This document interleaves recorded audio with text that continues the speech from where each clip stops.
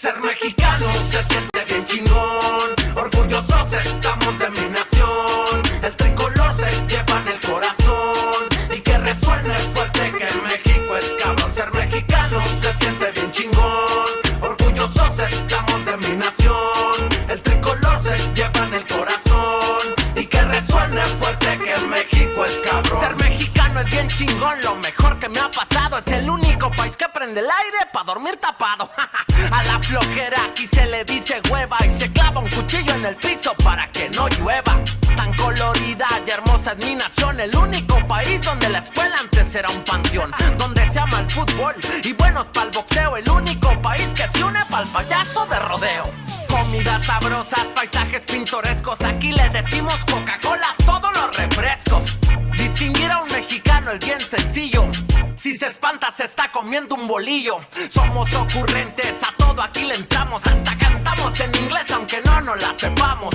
Lleno de culturas y tradiciones bonitas, el único país donde te ponen las mañanitas. Ser mexicano se siente bien chingón, orgullosos estamos de mi nación. El tricolor se lleva en el corazón y que resuene fuerte que México es cabrón. Ser mexicano se siente bien chingón, orgullosos estamos de mi nación. El tricolor se lleva en el corazón y que resuene fuerte que México es cabrón. Hermoso por su flora, por su naturaleza, el único país que se cura la cruda con cerveza. Gente alegre que siempre anda sonriendo, que dice provecho a toda la gente que ve comiendo. Somos una fusión indígena española, el único país donde quieren que te tatúen la cola. Un café caliente, huevitos y frijoles, esta comida en el mundo de las mejores. El único país en donde comes de todito, que hasta el profe de educación física está bien gordito. Aquí todo es rico, pues ni cómo estar flaco. Lo mejor es comer parado en la calle un buen taco. Aquí todo es humor, alegría y albur. Aquí todo es picante desde el norte hasta el sur. Que viva el tricolor, puro verde, blanco y rojo. Y al que no quiera México que diga y me lo cojo. Ser mexicano se siente bien chingón, orgullosos estamos de mi nación. El tricolor se lleva en el corazón y que resuene fuerte que México es cabrón. Ser mexicano se siente bien chingón, orgullosos estamos de mi nación. El tricolor se lleva en el corazón y que resuene fuerte que México es cabrón. Pero qué chingón te quiero, haber nacido mexicano. Y yo soy ciego. Isaiah chapter 58 and verse 1. Cry aloud, spare not, lift up thy voice like a trumpet, and show my people their transgressions, and the house of Jacob their sins.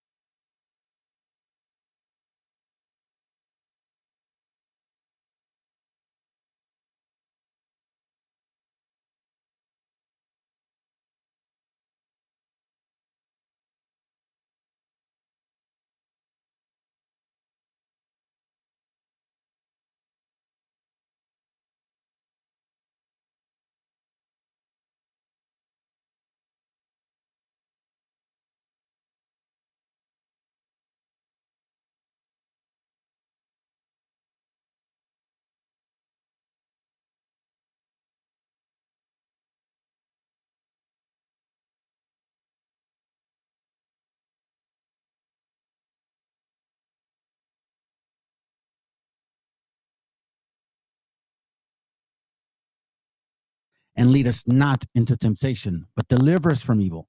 For thine is the kingdom, and the power and the glory forever. Amen. Isaiah chapter 58 and verse 1. Cry aloud, spare not, lift up thy voice like a trumpet, and show my people their transgressions, and the house of Jacob their sins.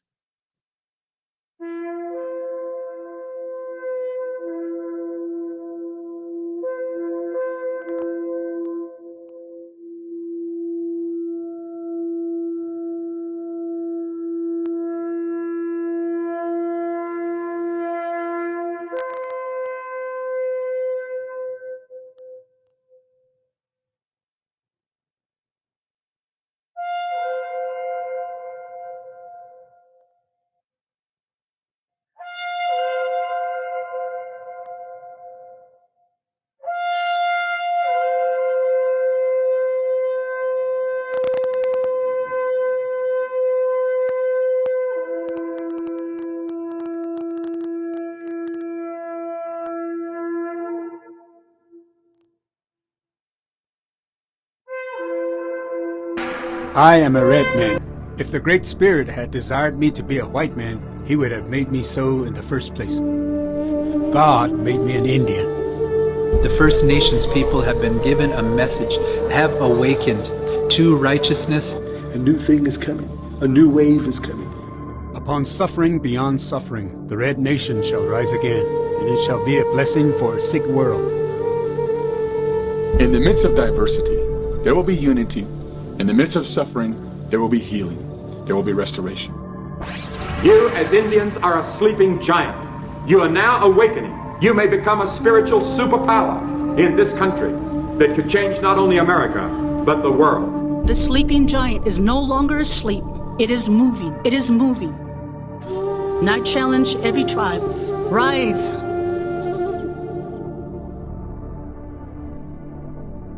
We're going to lead because we're ordained to lead this last great awakening. Get ready. Hebrew people, the Jewish people, were put on reservations. And today, the American Indians are still on reservations. And I believe what we've seen in the book of Exodus is going to take place right before our eyes here in America. I believe that the Native American people are the key to a tremendous move of God, a revival that's getting ready to sweep the earth. It is Kairos time for us, and I'm seizing that moment. I'm seizing this time. We feel a sense of urgency to partner with kingdom shakers up on the reservation, people who are not willing to settle with what history said, but are willing to really pursue what destiny says. So God is going to use us, and there is going to be a change, and it's going to start from us. God is getting ready to do something very powerful in America. God's getting ready to move, a powerful, powerful move like we have never, ever seen before. Never. And we need the input from the Native Americans. They have the spiritual authority to break the darkness of witchcraft, the control over America. It's an awakening. It's all about God. God has connected them with China, Korea, and Israel for a move of God unlike any other. For God has spoken. I have now turned my face to the host people of the land, for blood cries from the ground. Now is our time, people. Now is our time. Get ready.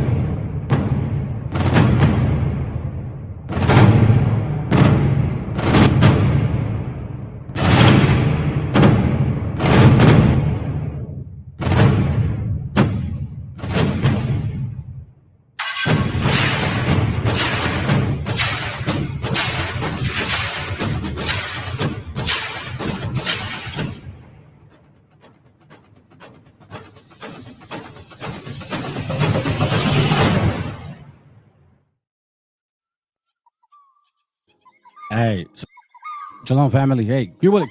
Man, I ain't gonna lie to you. That intro is man, that's fire. Every time I see it, bro, like I get goosebumps. I honestly get goosebumps, man, because that's beautiful. What better way? Appreciate you guys being here, man. Y'all beat me. Yeah, it's funny. I was actually reading that because I was watching it. I'm actually going to show a little bit because it pertains to what I'm going to actually talk about, man. Partus Sequitur Ventrem of 1662. That's the title. And we're going to listen. I'm going to read different pages because we got to go deep on this. It's important for y'all to know now that there's clarity. Yeah, bro, and I ain't lying. Let me read this real quick because it's true. Yo, the Watchman Report channel woman has ties to that big four-headed Dalton. They went to the same school. All that pride they had brought down. All praises to the Most High. Yeah, that's for sure, bro. Let me just read this real quick. Shalom, brother. Shalom. 9:1. Romans 9:1. I say the truth in Christ. I lie not. My conscience also bearing witness in the Holy Ghost. Reminds me of Romans 18. Spirit beareth witness with each. Spirit beareth with. Excuse me. Spirit beareth witness. God, couldn't even say that. Hermano, I made a Discord channel. Main topic is Indios Mexicanos, but I also need info that needs to be talked about. We can't be like the Canaanites and let the enemy feed us. Yeah. Hey, it's like this, bro. Me and a brother were talking about this. Why would you? Here, let me do this, because I'm not going to start right now. Why? Okay, would you go to Satan for advice? Honestly, would you go to Satan for advice? Would you go to an alcoholic on how to quit drinking? Would you go to a crackhead on how not to smoke crack? On how to quit? So why are we listening to other nations? First, you know what nation supposedly fed us and told us that we were just a bunch of Indians? That's what we were told. I asked my kids today, right? Because what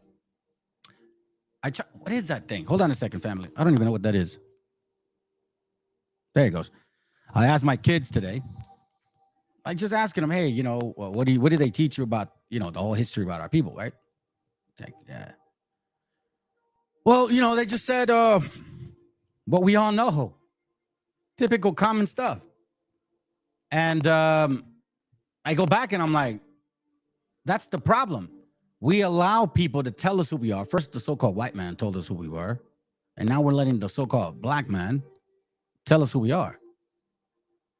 Like, who are you going to believe now? They both obviously are lying to us. One told us something. The other one's hiding another one. You know what I'm saying? Just saying. Anyhow, hey, there were several people, man. Everybody left. Well, hey, too bad. You know what I'm saying? Maybe you guys, I ain't pretty enough for you. Oh, well. I'm not here for that. Anyhow, let's begin. Again, Partus Sequitur Ventrem of 1662. If you guys are not aware of what this is, what's going on with the screen? If you guys are not aware of what this is, what's going on with that screen?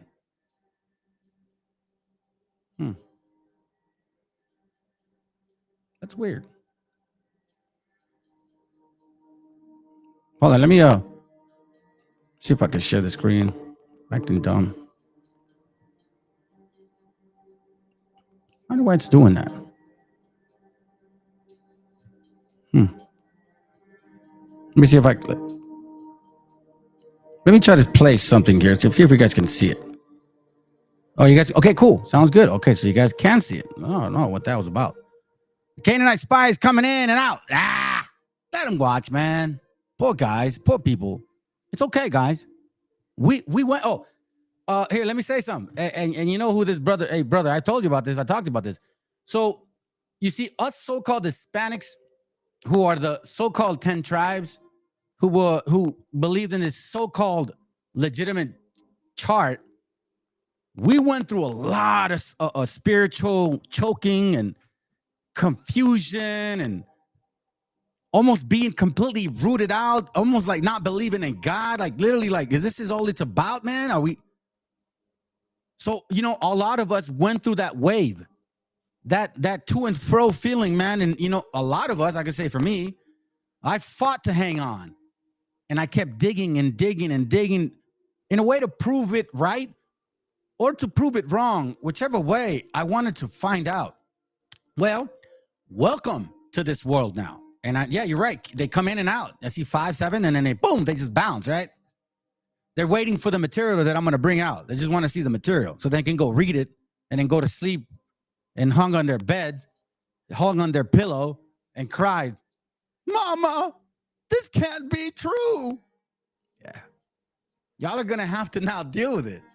You're going to have to question yourselves now, because now with this information, which was always available, but it somehow had to be presented some way, we can now see the spirit that you guys carry, and there's no doubt in it anymore. There's no like, man, why are they acting like that? Why, you know, why are they treating people that way? I thought, So let's begin, first of all, with the little humor. I hardly bring humor, you know, and I should at Vista do that, fam. We can get your. Yeah, listen, man, I actually enjoy, I enjoy jokes, and I love comedy, and this is one of them. Okay, so let me just say that we're gonna have a couple people here who I chose these guys because they're actually both nations. So these guys right here, right? They're funny, man. They're actually funny. And, you know, sometimes they talk crap about us, which, okay, fine.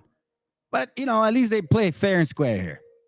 You know what I'm saying? So I'm going to do it like this because I don't want to get, you know, busted, whatever. But let's laugh a little bit.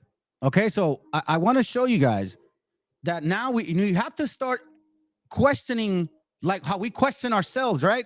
Because these nations really did that to us.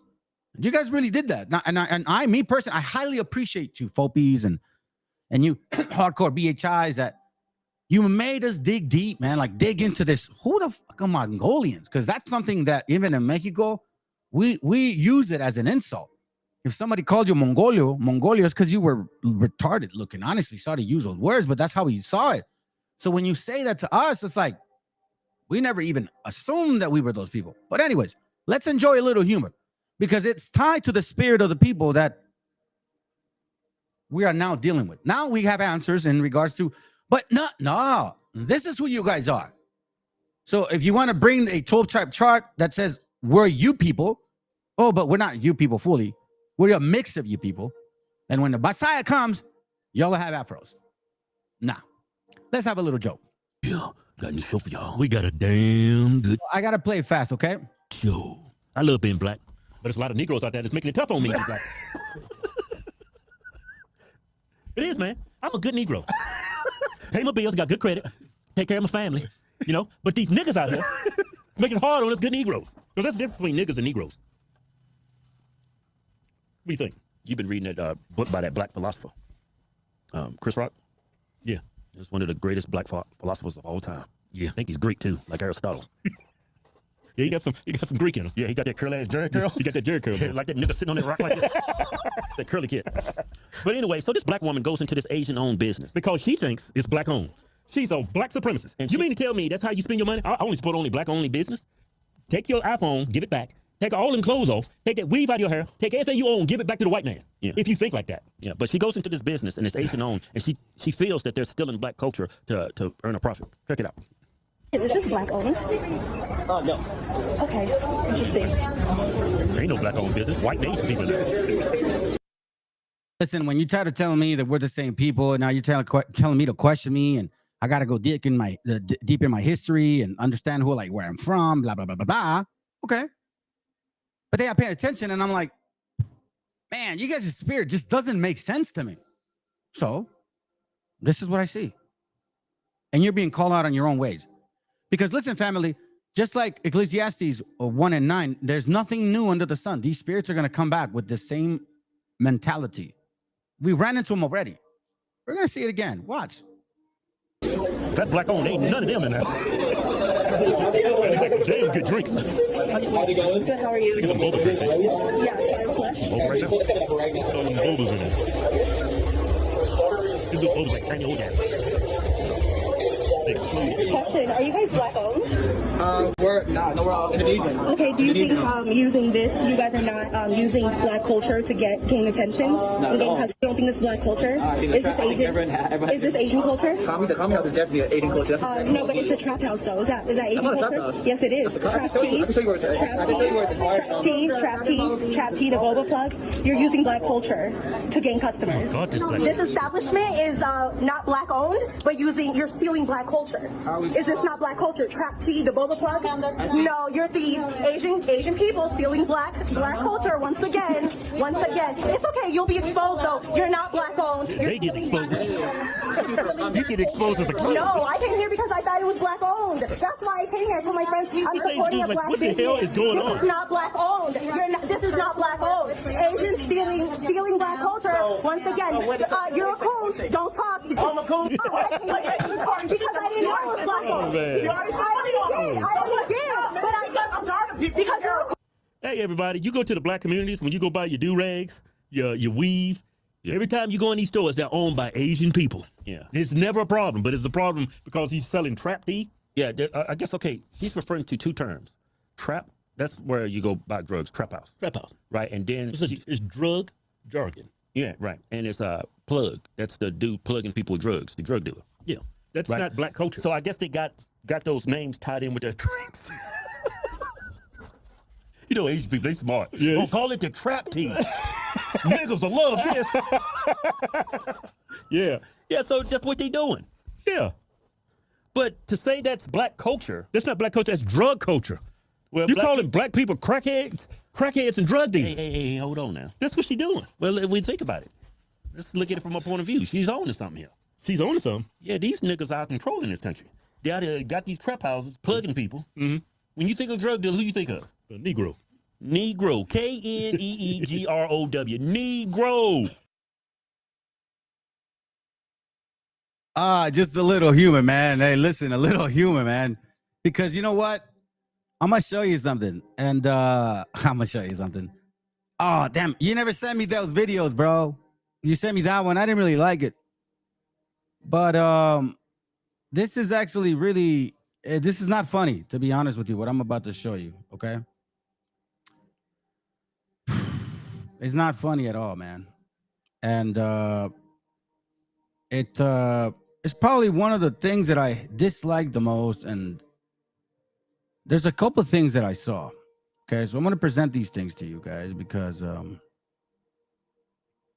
it has to be brought to our attention. Can't ignore these things, you know what I'm saying? Let me show you guys this real quick. Where are you? Here it goes, right here. I'm not kidding, family. We saw the actions of certain people yesterday throwing dollars and like it's funny. That's people's tithes. Those are tithes. I don't care, man. I go to the club all the time. Yeah, but you know what you also do? You also insult and disrespect our elders. You have absolutely nothing in common. What's your name? Eliezer, whatever you are, whatever you are, honestly. You have nothing in common with our people. And if you think you're being smart by doing this, because practically what you're doing to this woman right now is you're calling her a stupid bitch. That's what you call this older lady, a Hispanic older lady, most likely Mexican, a stupid bitch. And then we got Nate calling us wetbacks. And then all those so-called Judites, they call y'all Northern Kingdom silly doves. Fucking donkeys.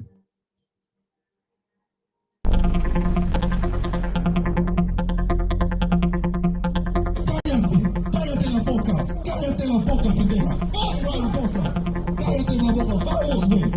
Vamos, pendeja. Vamos, puta. Vamos, puta. Now it's chapter 15, right? It's a free country. This was our country. Now it's the white man's country. Don't sound free to me. Pinche idiota. Vamos. Hey, any of you on my time, I rooted for that punk white one. What the y'all think always gonna happen? There are people that pack into churches every Sunday to worship this white boy. We know that they're not true believers in the Most High. Freedom. Right, the men and women and child are a bunch of devils. That's right. The white woman and that white god child is the devil. You're a god devil. That's what. You god cave dog. Right.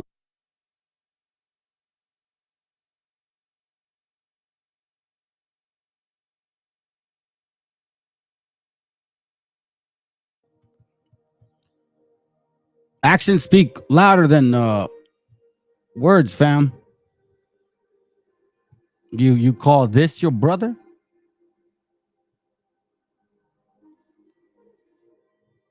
IRS agents, and I'm going to line them up across the southern border so they can. You do realize those people you're calling illegal aliens? They're not aliens. They're not illegal. This is their continent. And they may pay more fucking taxes than you'll ever dream of. You are the only illegal alien on this continent. No one invited your people. No one wanted you here. And no one wants you here now. Not that kind of thinking. What gives you a right to be on this continent when you're from somewhere else? But yet you're telling the people who are from this continent that they're illegals. Make that make sense to me, please. I don't think you can. Why don't you, and people that think like you, grab Donald Trump and take your asses back across the ocean to Europe where you're needed? You're not needed here. We have no borders. That is not a native concept. That's a European concept. You want to pay your taxes? Take your ass back to Europe and pay taxes. That's not our concept. That's your concept. You want to lie, cheat, steal, murder, rape, commit genocide, pedophilia? Take that shit back to Europe. That's not our concept. You got the idea, white man? You're not needed here. You're not wanted here. As long as you think like that. You have a colonizer mindset, thinking someone fucking owes you something for something you didn't even fucking work for. Your people stole everything on this fucking continent. Prove me wrong, Mr. Illegal Alien. Latinos joined with us to benefit themselves off of our struggle. And once they got all they felt that they could get, they disappeared and never mentioned your name again. And now when Latinos struggle, they struggle only as Latinos. They never mention how black people helped them.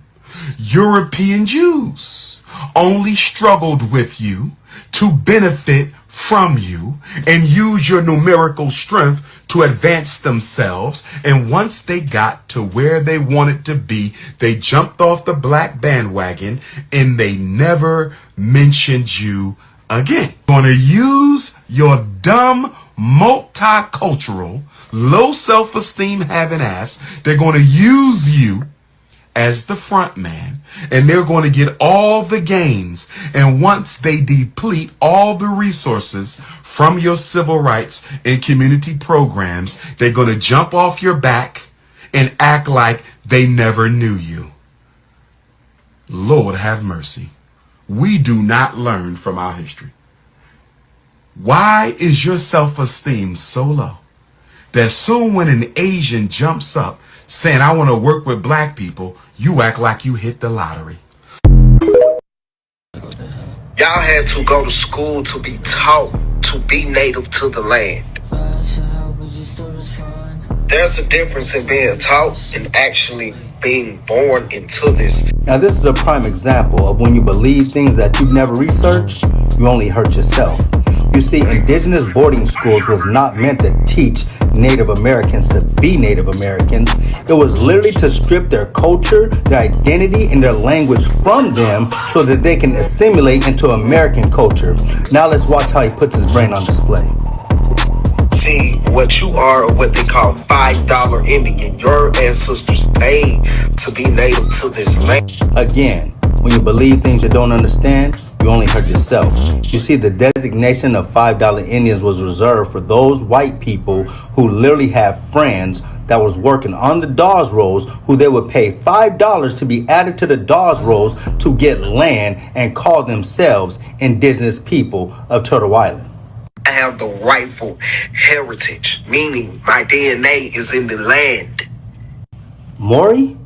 I detective determined that was a lie. This video was not meant for bullying and harassment. It was only to correct the disinformation that was put out by that gentleman. Thank you.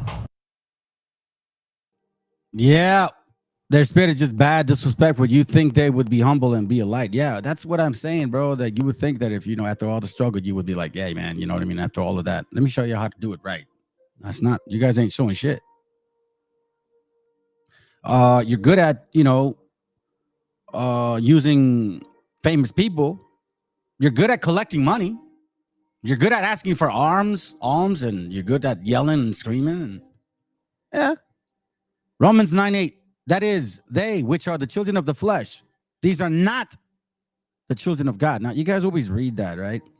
And you're like, oh, the flesh, it means you get the seed. No, think about that. Remember, the scriptures say, be not conformed to this world. Romans 7 says, Paul said, with regards to, I'll show you. There's nothing good in this flesh. Romans 7:14. For we know that the law is spiritual, but I am carnal, sold under sin. So, when the scriptures talk about Romans 9:8, that is, they which are the children of the flesh, these are not the children of God. Why? Because it will be boastful, proud, evildoers, wicked men, wicked women. Listen, family, it all goes back to, you look at the women and you look at them. A wicked woman is given as a portion to a wicked man. A wicked woman or wicked women is given as a portion to a wicked man. Don't forget that, because I'm going to show you something statistical at the end. And that's why these classes are done, so we can wake the hell up, because our people are starting to follow their ways. Look, Romans 7:23 says, Romans 7:22 says, for I delight in the law after the inward man, but I see another law in my members, meaning the flesh, warring against the law of my mind and bringing me into captivity to the law of sin, which is in my members. Then it says, Romans 9:8, that is, they which are the children of the flesh, emotional, sensual, sexual, debauchery, fornication, prostitution, sodomy, Gomorrah, Amorite, Canaanite, whatever you guys are. Everywhere we look at, Amorites were destroyed by the Most High. Sodom and Gomorrah was destroyed by the Most High. Roma was destroyed by the Most High. Now we are back at it again. And there's a nation of people, two of them, that are always involved in those destructions. Hey, good evening, Rita. The whites told them they were Judah, and that's the whites, and that the whites were Esau. Why would the enemy give them to kill to their freedom? Once people get power, they never give it up. Yeah. I'll give you an example. John 6:6, man, this is beautiful. It is the spirit that quickeneth. The flesh profited nothing. Nah, these fringes are so long, man. They're 13 inches long, down to my foot. The spirit, it is the spirit that quickeneth. The flesh profited nothing. The words that I speak unto you, they are spirit and they are life. That's wisdom. It's called wisdom. Yeah. It's called wisdom. And you know what? Honestly, we're going to see something about this too. I'm going to show you guys. I'm going to show you. Show you this. Okay. But, let's now, before we get for a fulfilling career. All right. So now this is a good one. This is actually funny. Hold on. Okay. Here goes right here. All right. Let's listen in. Augustinine's grandmother and my grandmother, okay, they were sisters. So that make me and Roydale and Alberstein, okay, that's going first, second. Got same grandmother. They my first cousins, okay, they cheer. Roydale and Alberstein's grandmother and my grandmother, okay, they were sisters. So that make me and Roydale and Alberstein, okay, that's going first, second. Got same grandmother. They my first cousins, okay, they Got to do it, family. Got to do it. Okay. And this is why I got to do it. I know that's all nice and fun and stuff. And it's funny, but listen, I know that we're supposed to conduct ourselves according to the law. But there comes a time where enough is enough. And I'm not here to tell y'all what you need to do. But I know what I'm going to do. I know what I'm going to do. Because this needs to stop. This goes to you other people too. I know, and look, the reason why I'm sharing these things of boastfulness, right, and pride, is because of what's been fed.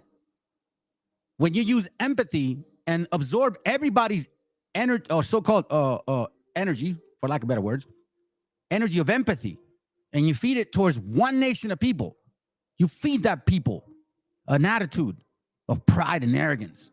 Now y'all feel like, oh well, I need reparations. Oh, I'm the original Aboriginal of this country. Oh, we're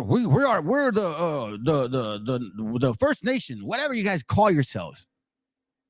And now you've given idiots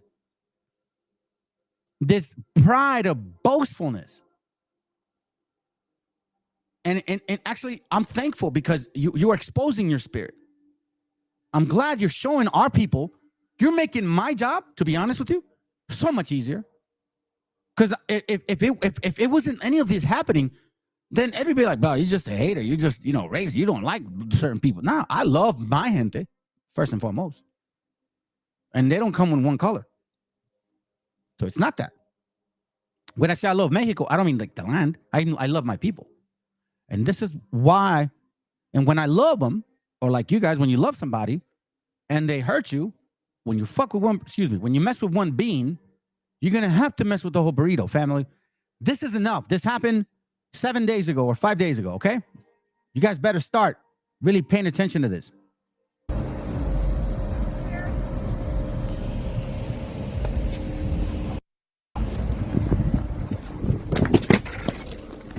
Hey. Hey. Ahí déjala, que te pega, ahí déjala. Hey. Hey. Hey. Hey.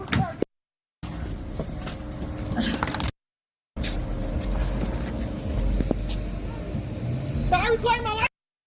Él.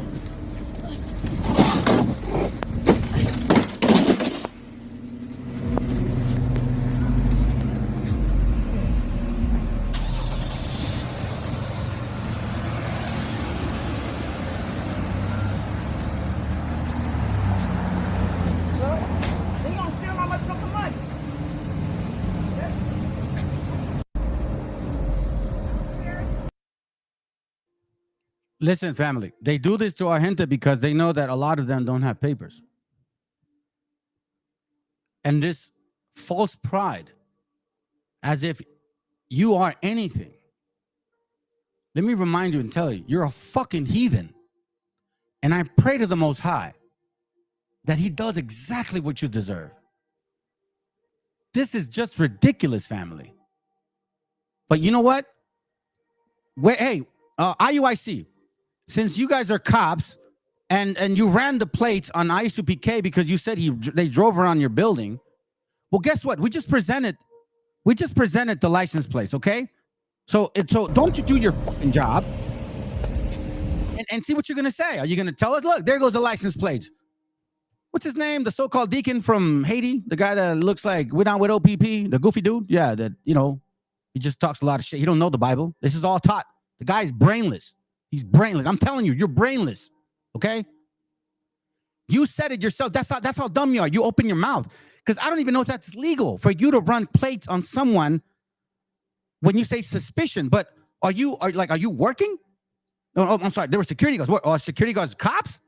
So now, since you have this kind of ability, did you run like history on all the people in IUIC without their knowledge? Now that we know, and now I know why. You need to understand who is in these rooms. See, now we saw one guy, he left. I'm by, man. This is not a channel to sugarcoat you and tickle your belly and tickle your feet. Like, oh, this is nice. No, this is, you want to call it a show? It's a show. You want to call it whatever. I'm not from no camp, and I'm not telling you how to go follow a camp. This is not what it's about. What I'm showing you is real shit. Real things that happen to our people. And the nerve of you guys to go and say, oh, well, because imagine all of this is happening, and guess what?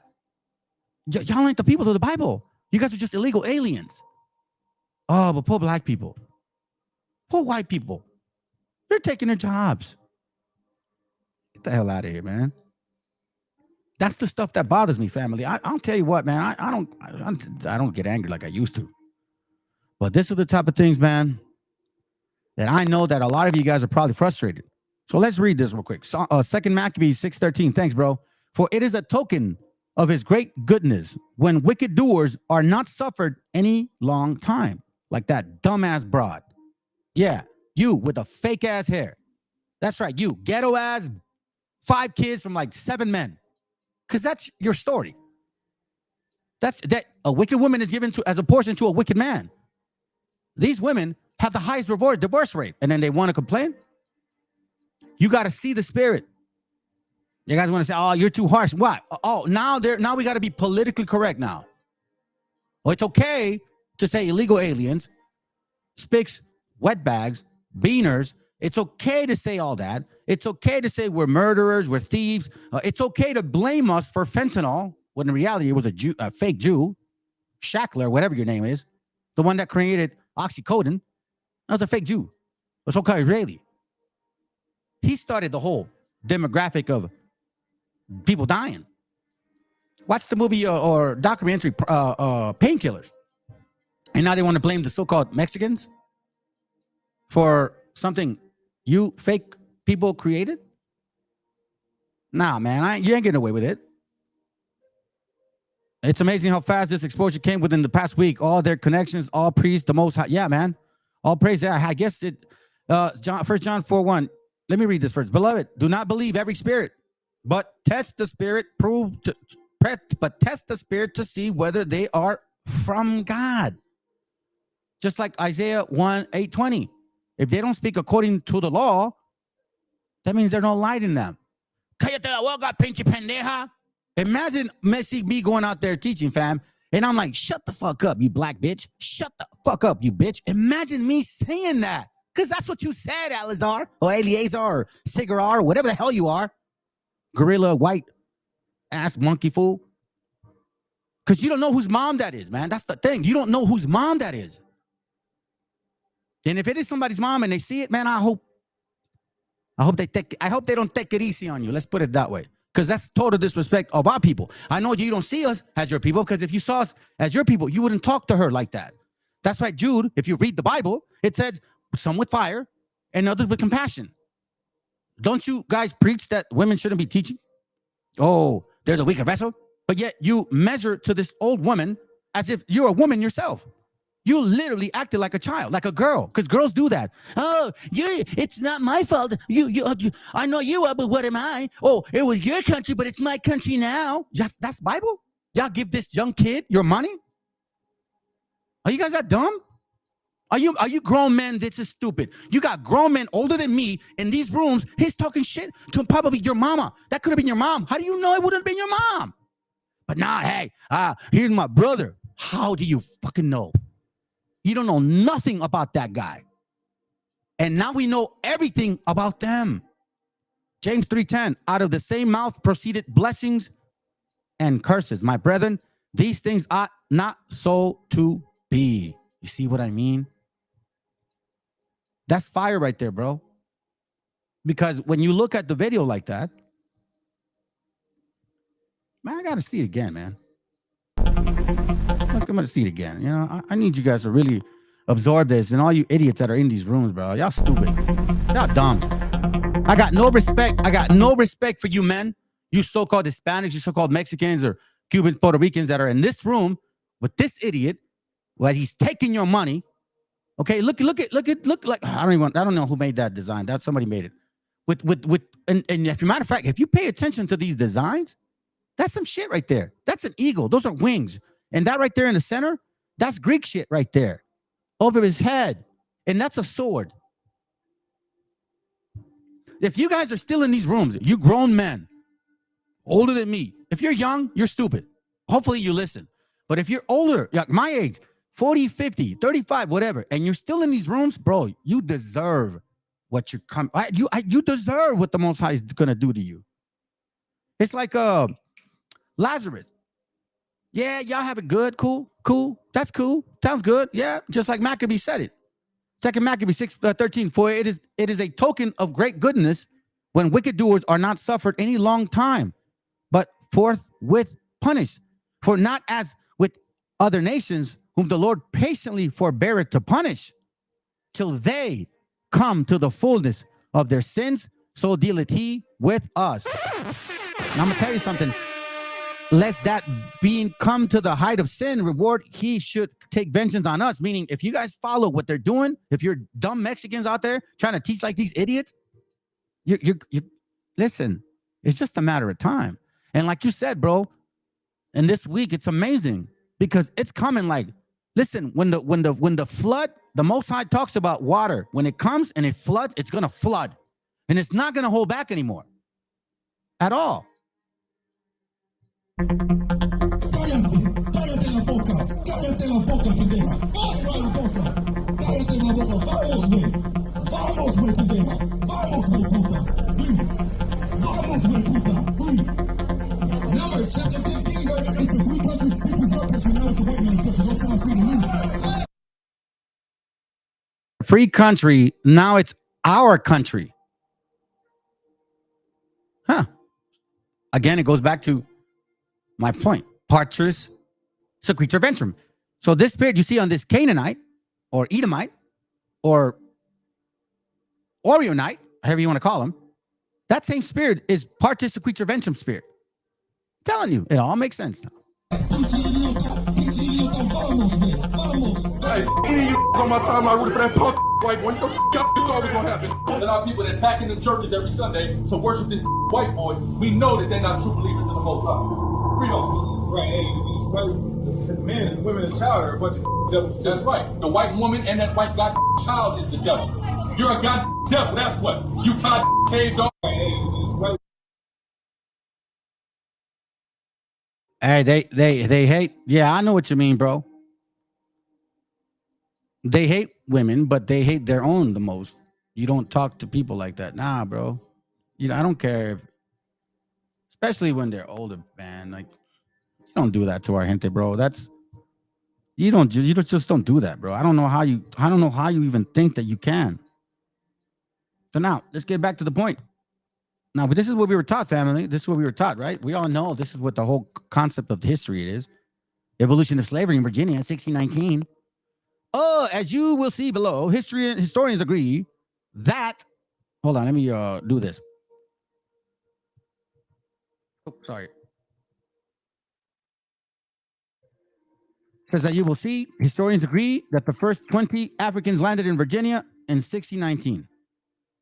What is in dispute is their exact status. So this is what we've been taught, that Africans were brought here in 1619, and that we had no clue who the hell they were. Typical. That's not unnormal. All right. We know that, I don't know why I closed it, man. I should have done that. We know that we were told that they came on ships and that we weren't really involved in slavery. And that, you know, all of these so-called Negroes, you know, had nothing to do with slavery. And that it started in Jamestown. And it was 20 Negroes. And that, you know, conditions were always horrible. Now, check this out. But then it gets interesting here. Who knows when the first slave law was passed in the 13 colonies? Let me read that real quick before I continue. Proverbs 19:11. With his mouth, the godly man destroyed his neighbor. The godless man, I'm sorry. With his mouth, the godless man destroys his neighbor. But through knowledge, the righteous will be delivered. That's why you have to know how to speak to people. That's a great scripture, bro. Given this, even though we do not see the first statutory slave condition until 1660, we see that its immediate antecedent, I guess. I don't know. I've never read that word. Actually, it's weird. In several runaway slaves, serving cases occurred decades before the law of slavery appears. So here we see that for the first time, we see like a law about slavery in 1660. That's what we knew, and that white people did it, and they took them from Africa, and the white people did it to us, and that, you know, we were in slavery, and because we didn't know any better, and because we're stupid, you know, and that they had like a category, you know what I'm saying? Like they had certain slaves, and Some were not slaves. And then now, yeah, like I told you, but I'm going to show you a little bit. And now we see this here. Okay, so the brother, whoever this is, whoever you are, all praise to the Most High. So I'm going to play it a little fast. And we're going to see some subtitles. Let me see how fast it goes, okay? Let me see. This is going to be to right here. So he's showing this guy. This is William Cooper and how he holds his hands, right? So masonry stuff. So now he starts showing this big ass forehead fool. Let's listen in. I don't think it's too fast. So I tell people, you don't have to believe in the New Testament. Whoa. That is fast. All right, let's continue. In Christ, the people that the Bible is about, which is the Hebrew Israelites, the children of Israel. So I tell people, you don't have to believe in the New Testament in Christ, but at the end of the day, you can't deny your ancestry and your lineage. And your ancestry and your lineage goes further than the word Bantu, because Bantu means the people. Whatever. At the end of the day, when we do the DNA of Latinos or indigenous Indians in Mexico, and we do the DNA of black people in the Americas, our DNA on the mother side and father side is always going to connect us back to sub-Saharan Africa with the Niger-Congo Bantu-speaking people. And we know that black people don't have wings and black people don't have gills like Aquaman. So how did they get to the Americas? And we know through history that the slave trades brought us to the Americas. Now, this is not true, fam. DNA, if you want to believe it, does not connect us at all. Whatsoever. A1B1A and A1B1B, it's all over Africa. But here we start, see, this is where it gets a little tricky. Is he talking about the 12 tribes or is he supporting the Wobbles? You see what I'm saying? Let's continue. Raised 33 degrees. See, if I had come through man, then I could have only been raised 33 degrees. If I raised myself. And I thought, well, if we're real Israelites, then what are people in Israel? No, I got stopped right there. So what age did this happen? This happened when you start really seeing the scriptures and saying, hold on, man, this might be us right here. This happened like 2010 years ago, so I was about 33 years old. Okay. Yeah, 33 years old. The Hispanics organization bent on gathering blacks and Latinos back to their true nationality. I quit my job to come to South Africa and bring this message here because the movies and the books they're a big thing in America. And even though the movie and the books have been around. And, you guys got to think about it. They keep saying black and Hispanics, right? But where are you guys? Where are you Hispanics in this whole movement? No, shut up, Northern Kingdom. Y'all don't know shit, okay? Shut up. You guys are silly dogs. Let us Negroes handle it. And selling on Amazon since 2015. It's time for Africa to get this information. Bruh. You have Israelites that believe only in the Old Testament. They believe, and you have those that believe in the New Testament and the Old Testament. You have those that believe certain books they don't believe. You have some Israelites that believe these people over here are the Israelites, and these are not on this earth are people. And so there's different teachings and doctrines that every Israelite, I guess, assembly or camp has. What's amazing is I went out there and I jumped the gun. Now, the last thing I want to talk about, Kyrie Irving. Nathaniel, because there's been a lot of, conversations about, the situation with Kyrie Irving. The world is truly a stage.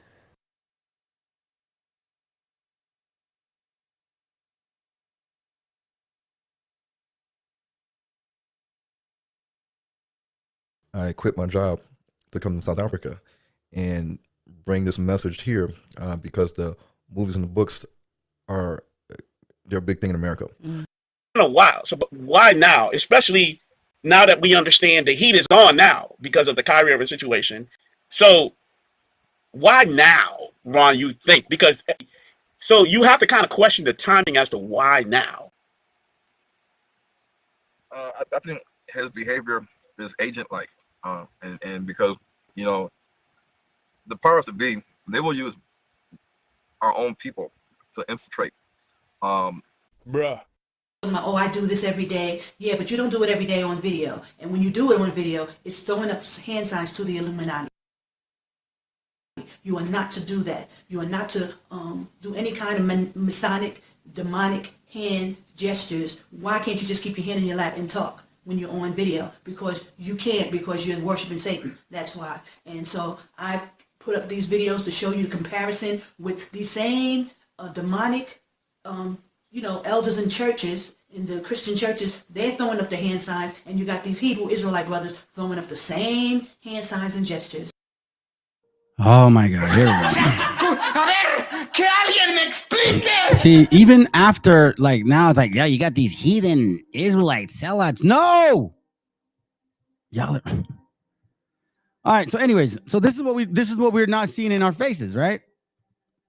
So now, let's find out about the first slave law. The first slave law was in Barbados Slave Code, okay? It was officially in 1661.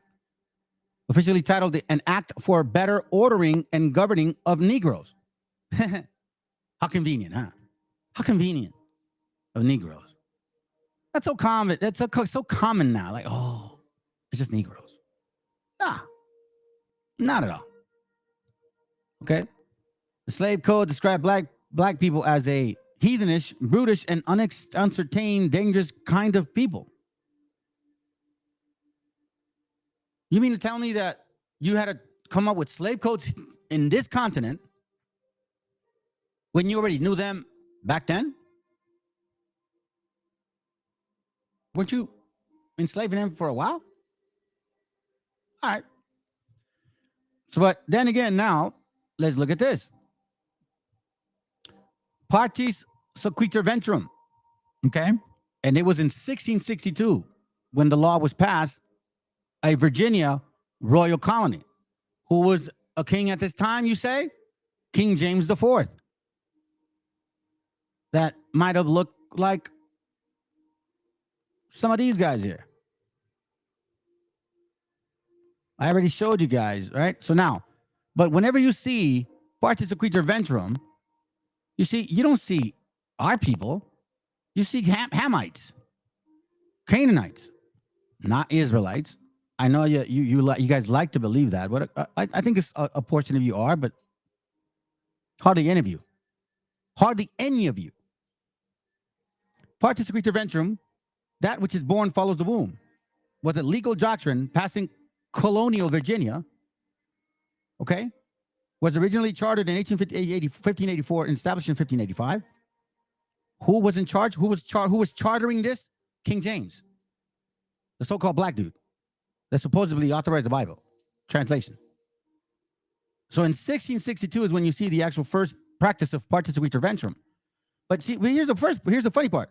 When I first started learning this, well, Partus Sequitur Ventrem to all the 13 colonies. You see?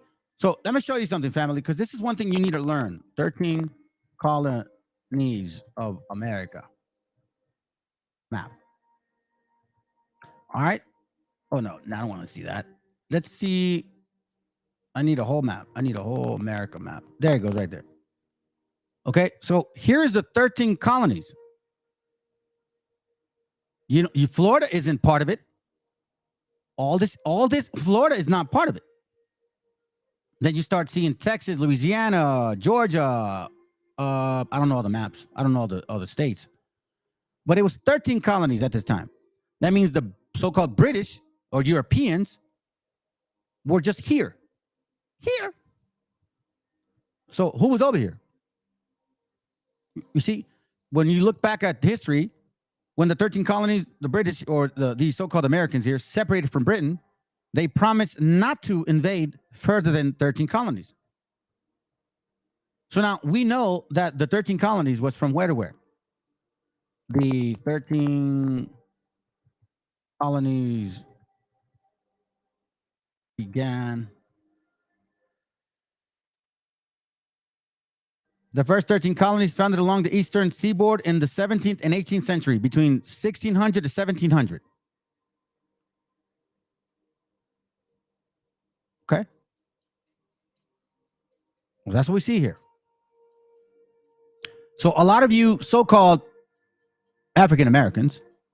You guys don't realize this. You guys forget about all that. You think Partus, Sequitur, Ventrem with all black people? No. Not at all. So now, let's look at this. Matter of fact, I'll even let somebody help us here real quick. One of their own. So you can see. A common characteristic for the first illustrious so-called African Americans to rise into prominence was a melanin deficient parent, in most cases, a father. This outcome was mostly a result of Virginia colonial slave statute, Partus, Sequitur, Ventrem.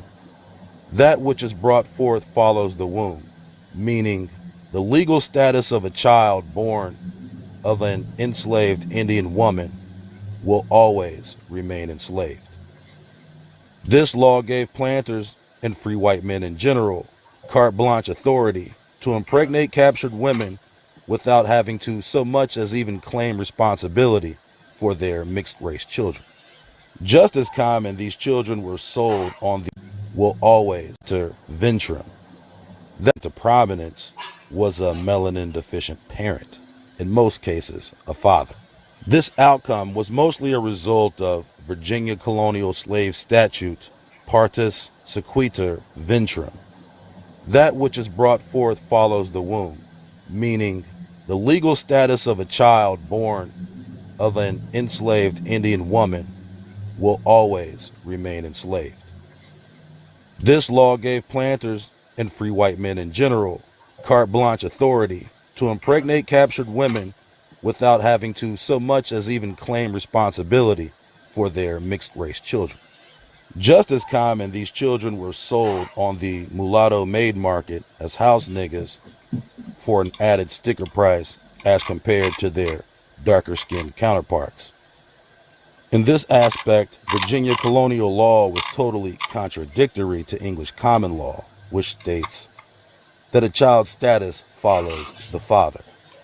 Of course, this law extending from the earlier Virginia codes was designed this way to assure legalized rape of indigenous women without consequence, and naturally the perpetuation of slavery through a duplicitous modification of English common law. Children born of a white mother and black father were considered free and were counted among free people of color. White men were freely allowed to abandon or kill their children without recourse, solidifying their position as the first deadbeat dads in American history, to the point that many of the most notable so-called black men in history, like Frederick Douglass and Booker T. Washington, never even knew who their white fathers were. You heard it. It wasn't for me. So the 13 colonies, which is Virginia, colonial law, meaning that Florida was of Spain, and so was all this territory. This part was of France. I think France was right here. But all of this was Spain, and it was natives. That's what it is. Let me show you this real quick. This is interesting here, okay? Slavery in colonial history in the United States. Slavery in the colonial history in the United States refers to the institution of slavery as it existed in the European colonies, which eventually became part of the United States, okay? 13 colonies right here. You see? Florida's not part of it. Florida's not. Georgia, South Carolina, North Carolina, Maryland, Delaware, Jersey, Pennsylvania, Connecticut, Rhode Island, Massachusetts, New Hampshire, New York. That's the original 13 colonies. And every single one of these colonies had slaves. Now, the question is, who were the slaves? We know that Spanish, French, Dutch, and English all gradually started coming here. But French and Portuguese were the first ones to initiate slavery. Now, we know Portuguese were the very first ones to start enslaving people in Africa. But we also know that Portuguese weren't white. Neither was Christopher Columbus. He was Swati. Now, here's the funny part, okay? This is how they get away with this discovery of doctrine. Native American enslaved members of their own and other tribes, usually as a result of taking captives in raids and warfare before and after Europeans arrived. How convenient, huh? talks about expeditions and all that. But the funny part is in this very same article, it actually talks about Nathaniel Bacon's actions in Virginia during the late 1670. If you guys look him up, he hated our people. They also provided soldiers. No, I'm sorry. Let me read it. In 1676, the Virginia Assembly granted Bacon and his men what equated to slave hunting license by providing that enemy Native Americans caught were to be enslaved for life. For life. They also provided soldiers who had captured the Native Americans with the rights to retain and keep all such Indian slaves or other Indian goods as they have taken and hereafter shall take. By this order, the assembly had made a public decision to enslave Native Americans. In the years to follow, other laws resulted in Native Americans being grouped with other non-Christian servants who had imported to colonies, Negro slaves as slaves for life. Puritans, Virginia, Spanish, Florida, and the Carolinas engaged in large-scale enslavement of Native Americans. New England, Virginia, Spanish, Florida. Who conquered Florida? Narvaez. Black. Yeah. All of these guys, they were what? Interested in enslaving Native Indians. Okay? The first Africans are lying. Stop lying. We know that's a lie. Once again, let me touch on this so you can be clear. That which is born follows the womb. The law before in Britain was that if your father was free, then you be free, not of your mother. But never do they mention our women in this.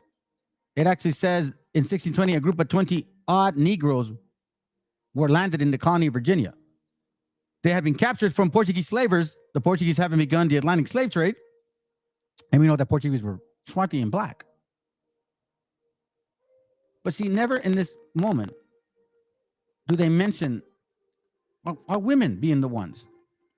As they hint it, they reference it. But never do they really put it in your face. They can't. And they never will. I'm gonna show you this real quick. Now let's get into the books. Y'all see, man. I don't lie about this stuff, man. The free, bro. Watch this real quick. I hurt some feelings, but I'm not here to caress your feelings. Let's see. This is on the Free Negro in Virginia, 1619 to 1665. It says here, were any or all of these Negroes permitted to realize the freedom to which servants were entitled under the laws and customs of servitude? In the records of the county courts dating from 1632 and 1661, Negroes are designated as servants, Negro servants, or simply as Negroes, but never in the record, which we have examined, were they termed slaves. Hold on a second. They were never termed what? Gotcha, bitch. Slave. Hold on. Gotcha, bitch. But an order of general court, a Negro brought the West Indies to Virginia in 1625, was declared to belong to Sir Francis Wyatt, then governor, as his servant. There is nothing in the record which indicates that servants meant the same as slaves. Among the 23 African servants enumerated in 1624 was a Negro man named Anthony, and we know who this guy is, and a Negro woman named Mary, serving under different masters. In the court county records of Northampton, the date February 28, 1652, as the following order. Okay, we'll see this here. Let's continue. Page 25 of the same book. Subtracting 30 or more years from 1652, the date of this court order, we find that Anthony Johnson and possibly the woman who became his wife were inhabitants of Virginia before 1622. If additional evidence is required to establish the fact that Anthony Johnson and his family were free in 1652, it is contained in a land patent of 1651 assigned to him in fee simple 250 acres of land. Hold on a second. Que alguien me explique. What, 18 a slave? How the fuck do you got this much land? Excuse me. Didn't mean to cuss, family. I'm really working at it, fam. Matter of fact, I'm gonna try to cuss not today, okay? I'll really work on it. If additional evidence is required to establish the fact that Anthony Johnson and his family were free in 1652, it is contained in a land patent of 1651, assigning to him a fee simple 250 acres of land. Y'all know how much 250 acres of land is? Here, I'll show you. How many? Well, first of all, how much is 200 acres of land?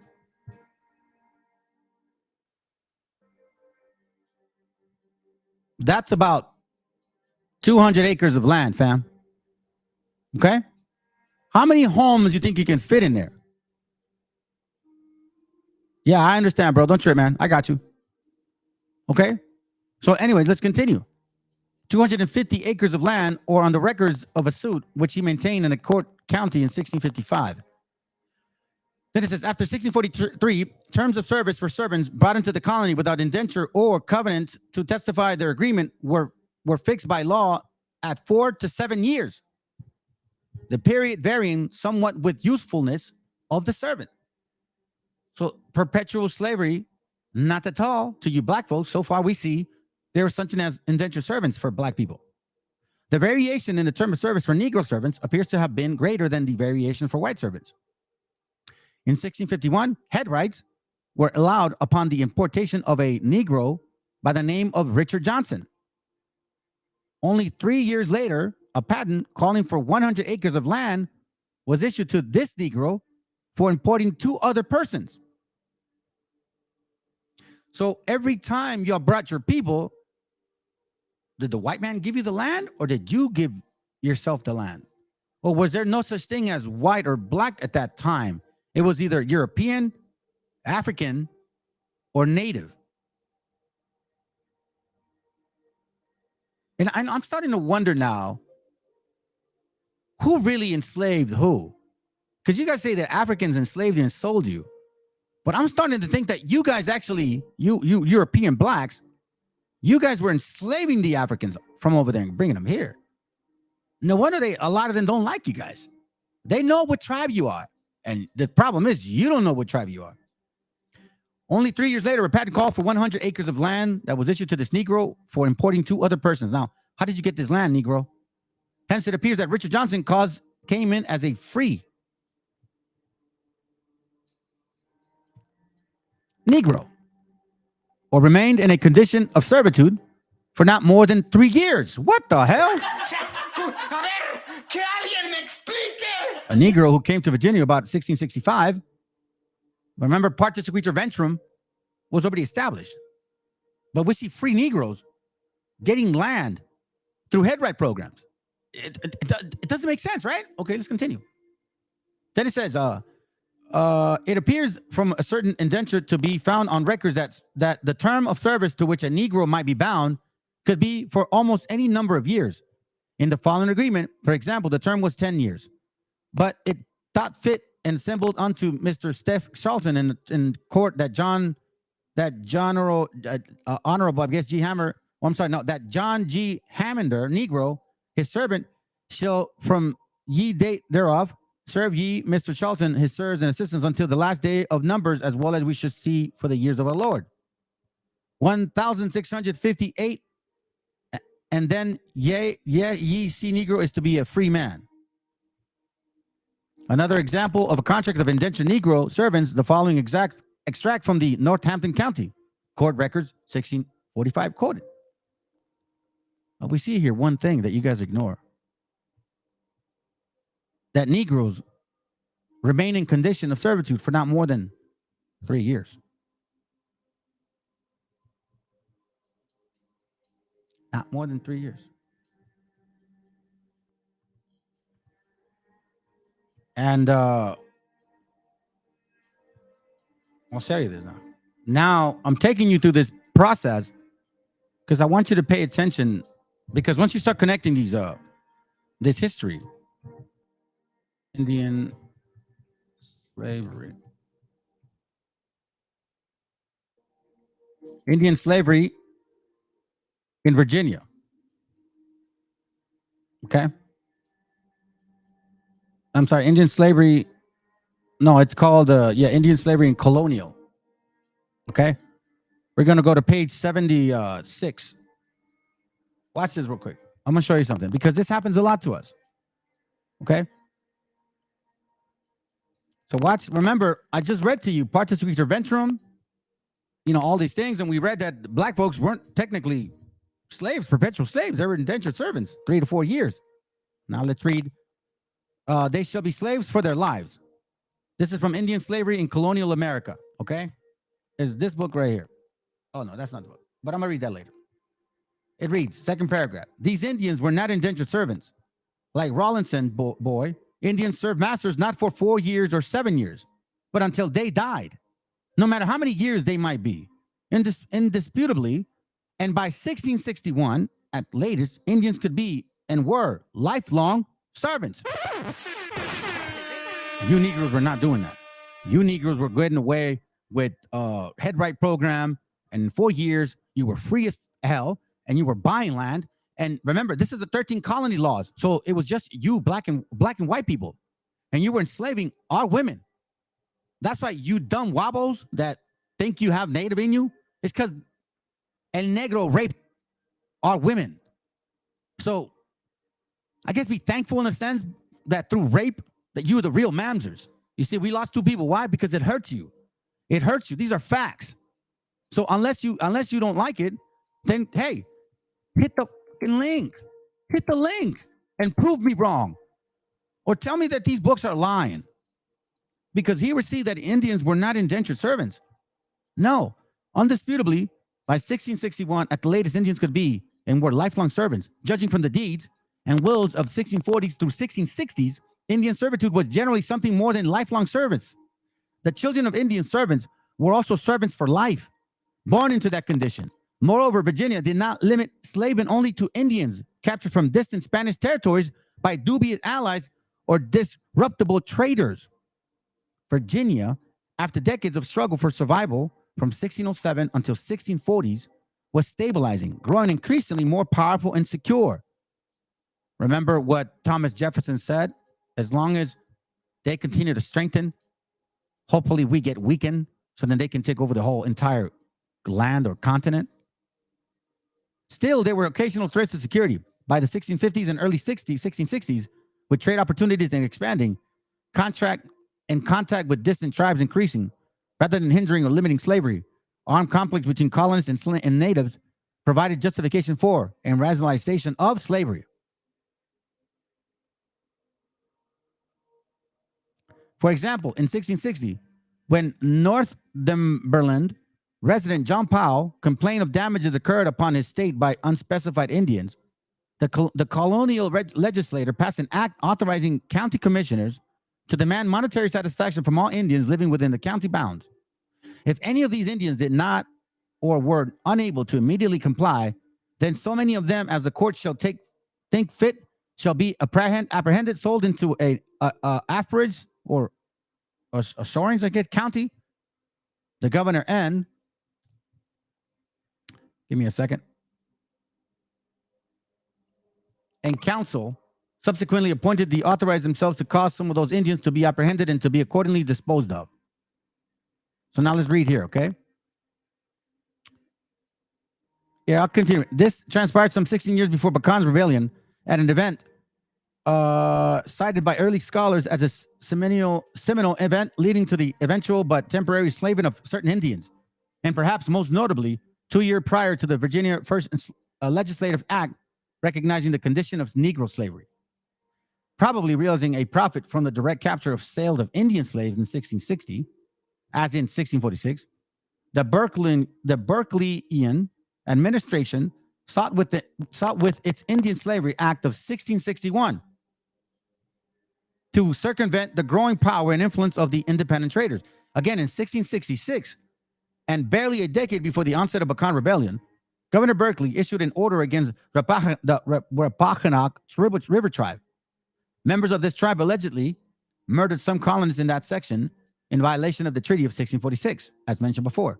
With the 1660 and 1661 Retribution Act, aside from Partus, Sequitur, Ventrem, the General Court, Berkeley, presiding, declared that for revenge for the alleged murders and for the prevention of future mischiefs, the tribes would be prosecuted with war and their women and children taken and disposed of according to such instructions as shall be issued from the right honorable governor.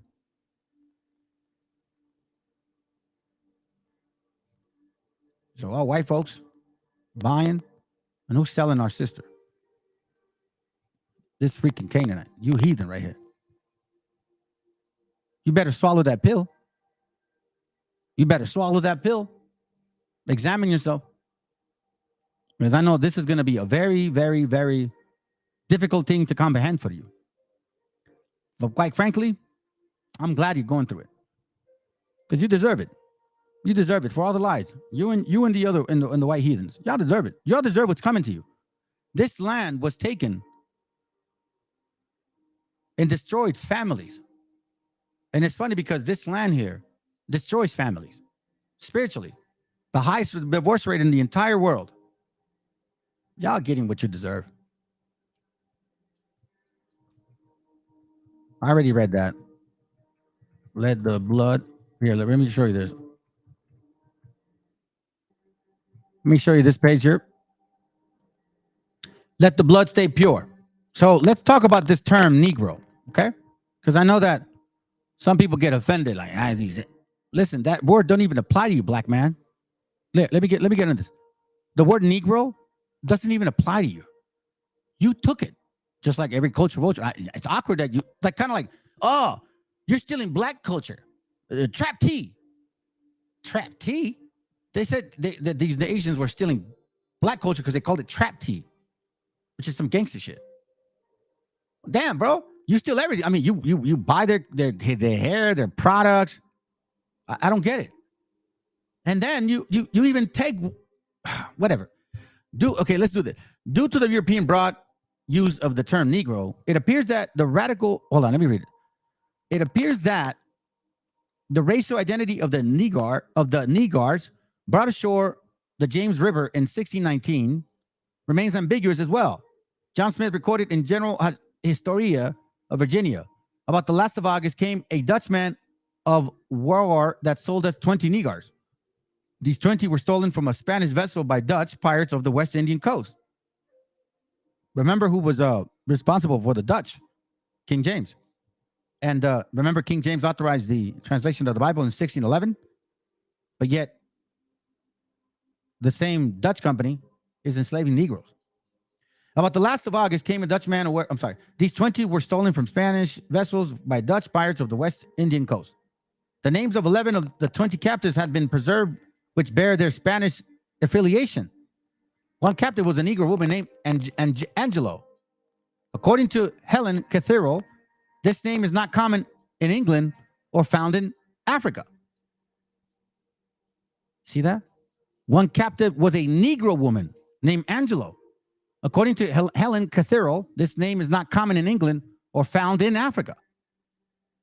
Additionally, names were Anthony and Isabella, and there were also two other Anthonys, two Johns, Williams, Francis, Edwards, and Margaret. Those names may or may not have been anglicization of Antonio, but Juan, Guillen, Francisca, Eduardo, and Margarita. Now check this out. The use of the term Negar to describe the new arrival is not without significance. The Dutch adopted the term from the Spanish as they had no such equivalent in their own language. Remember, the Spaniards were Swati. The Dutch were Swati. The Portuguese were Swati. These were black people, or so-called negros. But check this out. Well into the 18th century, the Dutch used more or Morion when referring to black Africans, and not Negro or nigger. What? Similar to the Spanish, it appears that the Dutch use the word Negro as a general term for slaves, yet the early English definition of Negro remains ambiguous. It does not appear that the term was initially synonymous with slaves due to a large portion of free population in England and in Virginia having this classification. You see what it says? It said it does not appear that the term was initially synonymous with slaves due to a large portion of black people being free in England. and in Virginia having this classification. In the Virginia colony, the colony designate legislation often used the categories Negroes, Indians, and mulattoes to describe free and enslaved people.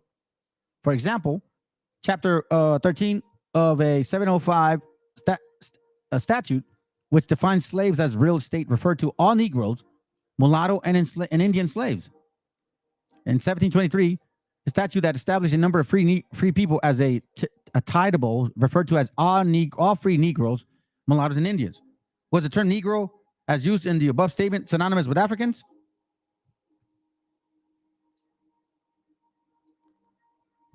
Let's see. Stick around, fam.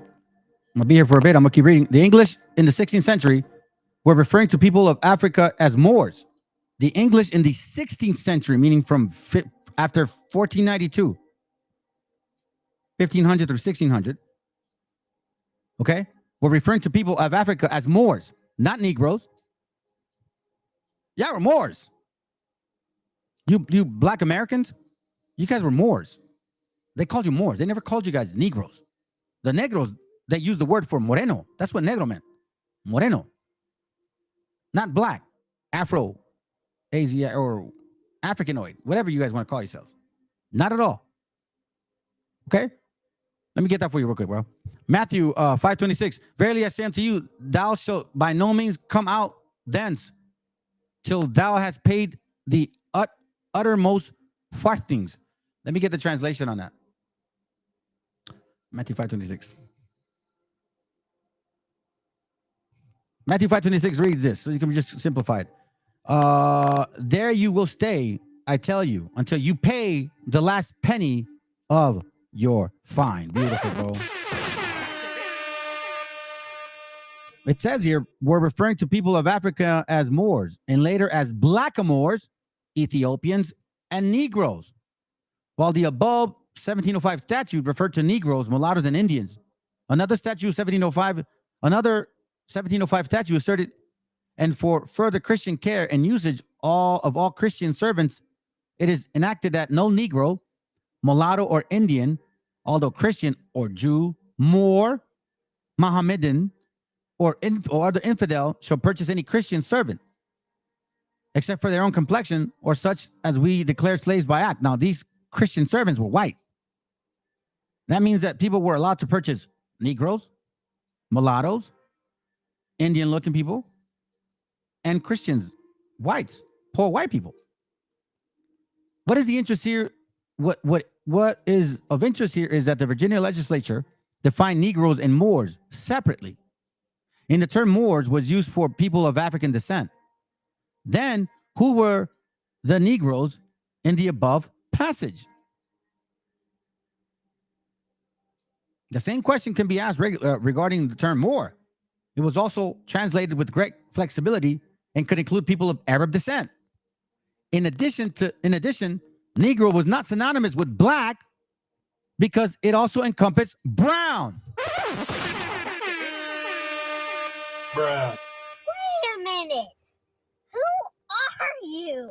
You guys don't read. Dear black people, you need to learn how to read. No offense. You really need to dig deep into your history because you got a Mexican over here telling you guys what you don't want to hear. This is where y'all come from. And you guys had it good until all these other lands here that you were taking, because supposedly the white man took it, but you benefited from it because you fought in every single war. Don't you guys say, we fought in every war? We built America. You built America on the backs of this native blood. That's what you did. Now I know why Habakkuk talks like this about you. Now I know why. Habakkuk 2:2, and the Lord answered me and said, write the vision, make it plain upon tables, that he may run that readeth it. Remember, you are running the hold on. Let me see if I can remember it. Hold on. Yeah, that's it.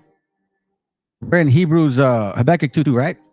Remember, it says here, and the Lord answered me and said, write the vision, and make it plain upon tables, that he may run that readeth it. 1 Corinthians 9:24. Know ye not that they which run a race, run all, but one receiveth the prize? So run that ye may obtain. That's why it talks about you need to really know the Bible. You need to understand when you hear these things and they give it to you, listen, the Most High is telling you, I just gave you something. Freaking run with it. For the vision is yet for an appointed time. But at the end, it shall speak. We're seeing it now. The summer's nigh. And not lie, though it tarry. Wait for it. I know y'all getting been frustrated. Like, man, these guys are just like, no, just wait for it. Because it will surely come and it will not tarry. Just like Maccabees 6. Yeah, it looks like Most High is dealing with them. But he ain't. He ain't. Sorry, family. I'm a little hot here because it's hot in here. He ain't dealing with them. For the vision is yet for an appointed time.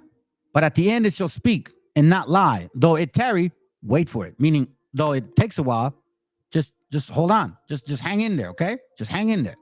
Because it will surely come. It will not tarry. Behold, his soul, which is lifted up, is not upright in him. But the just shall live by his faith. Yea, also, because he transgressed by wine, he's a proud man. Remember? Talks about transgressed by wine. I can only translate this to like Revelation 1:14 and try to say that they drink wine and so that's why their eyes are red. Oh, yeah. Oh, because he transgressed by wine, he's a proud man. And a lot of you campers, y'all love to drink. Neither keep it at his home. I'm always at the club, who enlargeth his desires is hell. Meaning, I want to rule the world and I want a bunch of women and a bunch of money. And is as death and cannot be satisfied, but gardeneth unto him all nations and heapeth unto him all people. All people. Which I'm looking for the wood to him. Habakkuk 2:9. Woe to him that coveteth an evil covetousness to his house, that he may set his nest on high, that he may be delivered from the power of evil. Nah, we're the people of the Bible. Hey, you Hispanics are too. Nah.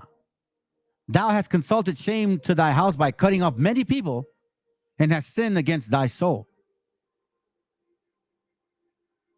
Woe, verse 12, woe to him that buildeth a town with blood and establish a city by iniquity.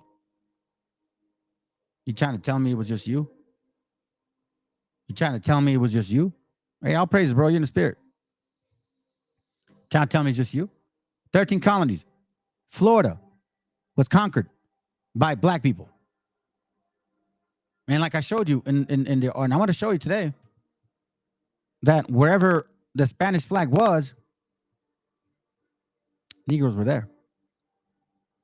Same book. Many American Indians imported to or exported from the colonies were listed as Negroes. Approximately 69 Indians were included among a list of Negroes brought to Virginia from North Carolina from 1710 to 1718. You see, brought to Virginia from North Carolina.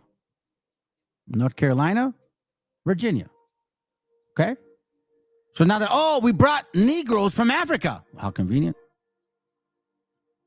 A similar occurrence happened in New York from 1715 to 1736. A number of studies show that many slaves of probable or stated American Indian ancestry imported into this colony from Campeche, Jamaica, Honduras, the Carolinas, and Virginia were listed as Negroes. People of Indian or part Indian ancestry were listed as Negroes Negroes well into the colonial and antebellum period. That's why y'all look like that. Hey, shalom, bro. Thomas Sowell had videos talking about the same thing you're teaching on. All praises, bro. I don't know who he is. As you can see, an East Indian Negro man called Gene, a slave born, demonstrates the broad use of term Negro in Virginia. Now let me go to the bottom. No, here. The term Negro eventually became synonymous with the slaves in Spanish, Dutch, and Portuguese colonies, or Swati. And these were so-called Jews, Portuguese Jews that were black but couldn't prove they were Jews. Remember that book I showed you, The New Voyage to Italy, written in 1739, I believe. Then it says, nevertheless, although slave became virtually synonymous with Negro, Negro was not synonymous with African.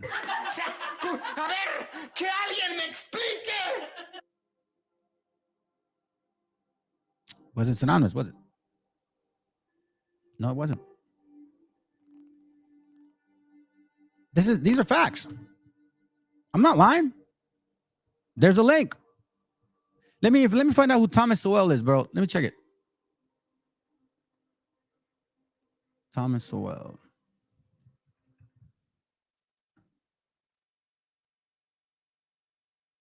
Oh yeah, he's been talking about it lately. I got to look at him again. I have a video on him about what he said about natives, and I was kind of blown away by him even assuming or even saying that. But yeah, I saw him around. He's been around for a while. He's way older than me. Let me get this one out. Okay, so now we're gonna go to this, fam. Africa's gift to America. And we're gonna look at the first, let's do this. Okay. Africa's gift to America. It says, I'll start here. They were as eager to sell as the whites to buy. Stronger chiefs made war on the people of weaker ones for captives. Some grew very rich and lived in great luxury.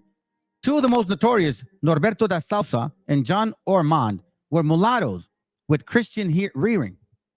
Da Salsa, prince of slavers, better known as Chacha, was born in Brazil. John Ormond had been educated in England. Da Salsa lived in a place in Dahomey like a Maharaja. I know some stuff about these guys. I can't remember what it is. I'll dig it later. He had a harem drawn from many parts of the world. Captain Drake, American slave dealer, said that Chacha offered him the pick of them. You shall have French, Spanish, Greek, Circassian, English, Dutch, Italian, Asiatic, and American, or any other kind. Ship, slave, slaving, right? So who's this guy? This guy. That guy. Does he look white? No. The Salsa, slave mogul of West Africa. So here, most notorious of the slave traders. Oh, these guys, are you going to tell me that it's just their jigs, they're just jigs. They didn't know any better. They're just jigs, These fools are black. They ain't our people. Get out of here with that shit, man. Gift to America again. Y'all need to buy this book. It's expensive now. I was bringing it out last year. It costs more now. I don't know if it's because of that. But anyways, on this side of the Atlantic was Zephaniah Kingsley. Zephaniah is a Bible name. It sounds to me like black people knew something about the Bible at this time. 1765 to 1843 of Florida with his East African Negro wife. Both made an immense fortune for smuggling slaves from 1765. Remember, Spain had just lost Florida in 1763. So who were these slaves that they were smuggling? It would be cheaper to smuggle them from the land, right? Kingsley, who was related to Whistler's mother, was not only the richest man in Florida, but one of the richest in America and a powerful political figure. His ships brought in many thousands of Negroes, bought at 25 cents each. Remember the word Negro, though. We don't know if it's not synonymous to African. So what Negroes were these? Your mom and your dad. Esos negros, güey. There you go, that dude. Listen, man, I was reading about, dude, this morning or yesterday, I actually caught that. I got to find it. But anyways, that's a fact. So we read before. This is why I take you guys through a process so you can see so you can see what I see. I'm trying to put these books together because that's what you got to do. Even the scriptures say it with the scriptures, with the Bible. The scriptures say with the Bible, right? But when the Most High has that kind of what's the word I'm looking for? I don't know, preach, not love, man. When he has that trust in you, when the wisdom kicks in, this is what happens. Isaiah 28:9, whom shall he teach knowledge? And whom shall he make to understand doctrine? Because doctrine is past, present, future, history, future, present, future, historical. Everything is doctrine is about our people of a history and how we're supposed to look at history and match it to the future. Then them that are weaned from the milk and drawn from the breast, meaning those that are meek and disciplined, that actually showed me, those that I've taken, that have disciplined themselves with the little bit that I've given them I'm going to feed. For precept must be upon precept, precept upon precept, line upon line, line upon line, here a little and there a little. Just like you find how to read the Bible, you learn because the Most High teaches you how to read information in books. It's the same concept. So that's why I'm taking you guys from the beginning to this point, because we see now that initially it wasn't black folks being enslaved. Partus or Ventrem was attached to our people. And now we're seeing that there was like 11-figure Negroes living in Africa at this time. This is a Negro right here. His ships bought in many thousands of Negroes bought at $25 each in Africa and sold in America, in the West Indies for $1,500. Once when U.S. Coast Guard captured 350 contraband blacks on Kingsley ships, the government, not knowing what to do with them, turned them back to him. Africa's gift to America. Let's continue.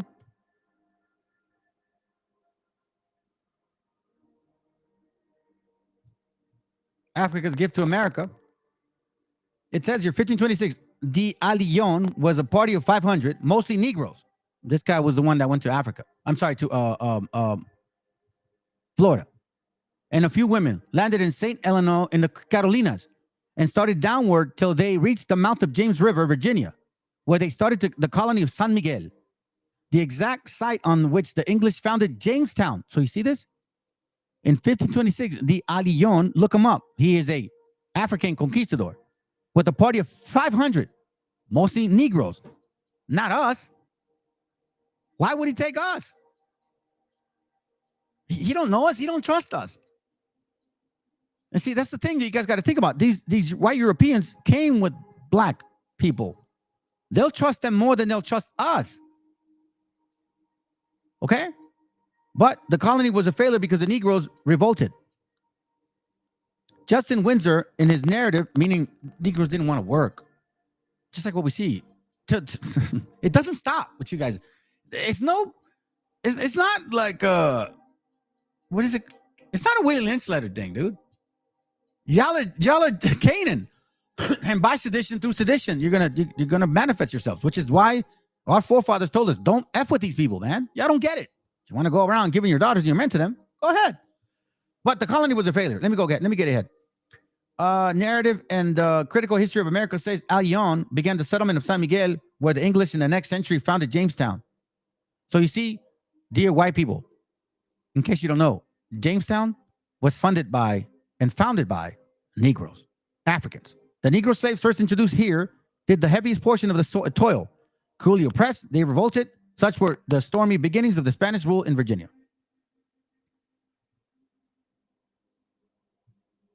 See, they might have revolted and stayed in Virginia. If he knew of the Spanish attempt, he did not mention it. That's why you gotta understand what's going on here. Like, these wobbles are y'all are lost, man. I feel sorry for you guys. Actually, I don't feel sorry for you guys. I don't, because I don't care. Y'all don't want to listen. Let me go to the top. Popular history starts that the Negro in the United States Popular history starts the Negro in the United States in 1619. In 1919, there was a tercentenary observance of it at Jamestown. But this date, based on a letter by John Rolfe to Sir Edwin Sandys, is 107 years too late. Negroes first came with the Spaniards. Boo!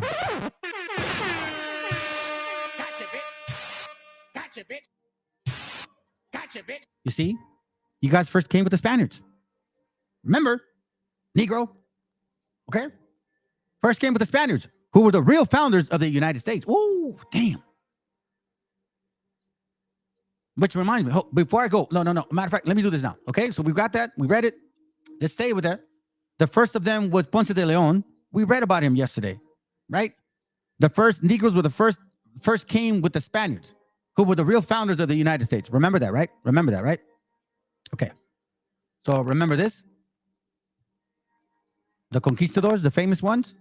Garrido, Pánfilo, Portugués, Garcia. Remember that, right? Okay. All right. Remember, don't forget what we read. Don't forget what we read. We read that Negroes first came with the Spaniards, who were the real founders of the United States. And they're not lying. Watch this. Well, then this is from what book is this? It's a famous guy. He's like I'll remember it, okay? Don't get me wrong. I'll give you guys the name. Just remind me. While the number of African explorers is impossible to determine, they participated in some way in virtually all of the Spanish expeditions in the New World in the 16th century. Let me go back to this. This is from Africa's Gift to America. Negroes first came with the Spaniards, who were the real founders of the U.S. Okay? Now go back to this. Then it says, these black conquistadors, hold on a second. These black conquistadors, okay? It didn't say just black slaves. It didn't say these black servants, these black assistants. They said these black conquistadors set an example for subsequent racial relations throughout the entire Spanish colonial experience. Why? Because when you look back at what happened to our people, the decimation, the smallpox, the chopping up the bodies, the raping of our women, the feeding to dogs, the throwing overboard, the hanging by hooks, the burning at the stake, it wasn't just white people. It was you Negroes too. These black conquistadors, you damn devils, set an example for subsequent relations throughout the entire Spanish colonial experience. Why? Because we knew that Spaniards were crazy as hell. Now I know who was doing the act. Y'all with the muscle. And you want to sit here and tell us that we're the same people? Get the hell out of here. Get the hell out of here with that. I think I slipped. No, I got it. Romans 15:4. It says, for whatsoever things were written aforetime were written for our learning, that through patience, because a lot of y'all were questioning yourselves whether you were the people of the Bible, I don't know, blah, blah, blah. Written for our learning, that through patience, because this is a combination, we have to help each other. We, through patience and comfort of the scriptures, might have hope, because the scriptures taught us this. This didn't come from me. The Bible taught me this. The wisdom that the Most High has given me is what led me to actually read and read properly, because I didn't even speak English, family. I wasn't born here. Okay, I started speaking English. I came here when I was 8, 9, 10, 11, 12. Around 12 years old is when I was like speaking English kind of decent. Sub the Most High, man. He had it all planned. These black conquistadors, you rapists, murderers, the real wetbags, the real illegal aliens, as well as the white ones, don't think I'm not including you guys, set an example for subsequent racial relations throughout the entire Spanish colonial experience, living their daily lives at degrees of complexity that rarely would be achieved by black men and women in early English settlements in the Caribbean and in North America. Indeed, wherever Spain set its flag of conquest in the Americas, Africans helped hold the pentent. They participated in the exploration of the lands that would become Mexico, Costa Rica, Honduras, Panama, Venezuela, Peru, Chile, Florida, Arizona, New Mexico, Texas. Men such as Garrido, Esteban, Yanga, Rodriguez. Go back to this. The Negroes first came with the Spaniards, who were the real founders of the U.S. The first of them was Ponce de Leon, who landed in Florida. You Negroes got to do some digging. You guys have no idea that you black people were here in Florida. Hey, FOPI. Hey, IUIC. ISUPK. GMS. All you dumbass. And you Mexicans, Puerto Ricans, all of you, dumb Cubans, every single one of you that are in these camps, you have no idea that after 1763, a lot of these people in Florida went to Cuba and Puerto Rico and all the islands. And did you know that up until 1861, they were actually enslaving Mayas and sending them to Cuba? They don't know anything about it. You guys don't know anything about this continent. Leave it for the souls that have been here before. Leave it for them. Psalms 49. Their inward thought is, Psalms 49:11. Perfect. Their inward thought is that their houses shall continue forever. That's what you thought. Nah. Oh, man. And you know, that's beautiful, bro, because it leads me to another point that I'm going to get to. Nah, you guys we knew about them. We were here before. Their inward thought is that their houses shall continue forever. We're the real people of the Bible. No, we're the actual Aztecs now. We're the Mayas now. And their dwelling places to all generations, they call their lands after their own names. However, it is safe to assume that there were other Negroes in the expedition, as there were abundant evidence of their being later with Spanish explorers de Aviles, Hernando de Soto, Narvaez, Adillon, Coronado, Tristan de Luna, Menendez. Spaniards of that time were much mixed with Negroes. Read this. Spaniards of that time were much mixed with Negroes and had been from before the Moorish invasion of 711 AD. Man. Wait a minute. Who are you? I'm almost done with this, fam. I'm almost done with this. Actually, yeah. So now, to bring your point, bro, I'm telling you, look, this is why I love that thing. The Most High just I don't know, he finds a way to make this video, this class move, bro. Because look, they're very famous of saying like, oh yeah, the black Jew, a Negro. It shows that our people knew about this land, and that you guys aren't the people of the here, that you guys were put on slave ships and shit like that, right? That's what they say. That's what they say. And they use this famous book here. I'll show you right now. Give me a second here. They use this famous book here. Right up. What is this famous book? This big book? Big book? Hold on a second. Give me a second. I highlighted that thing. And I know when I see it, I'll see it. Give me a second. Bear with me. Because I know I put it here.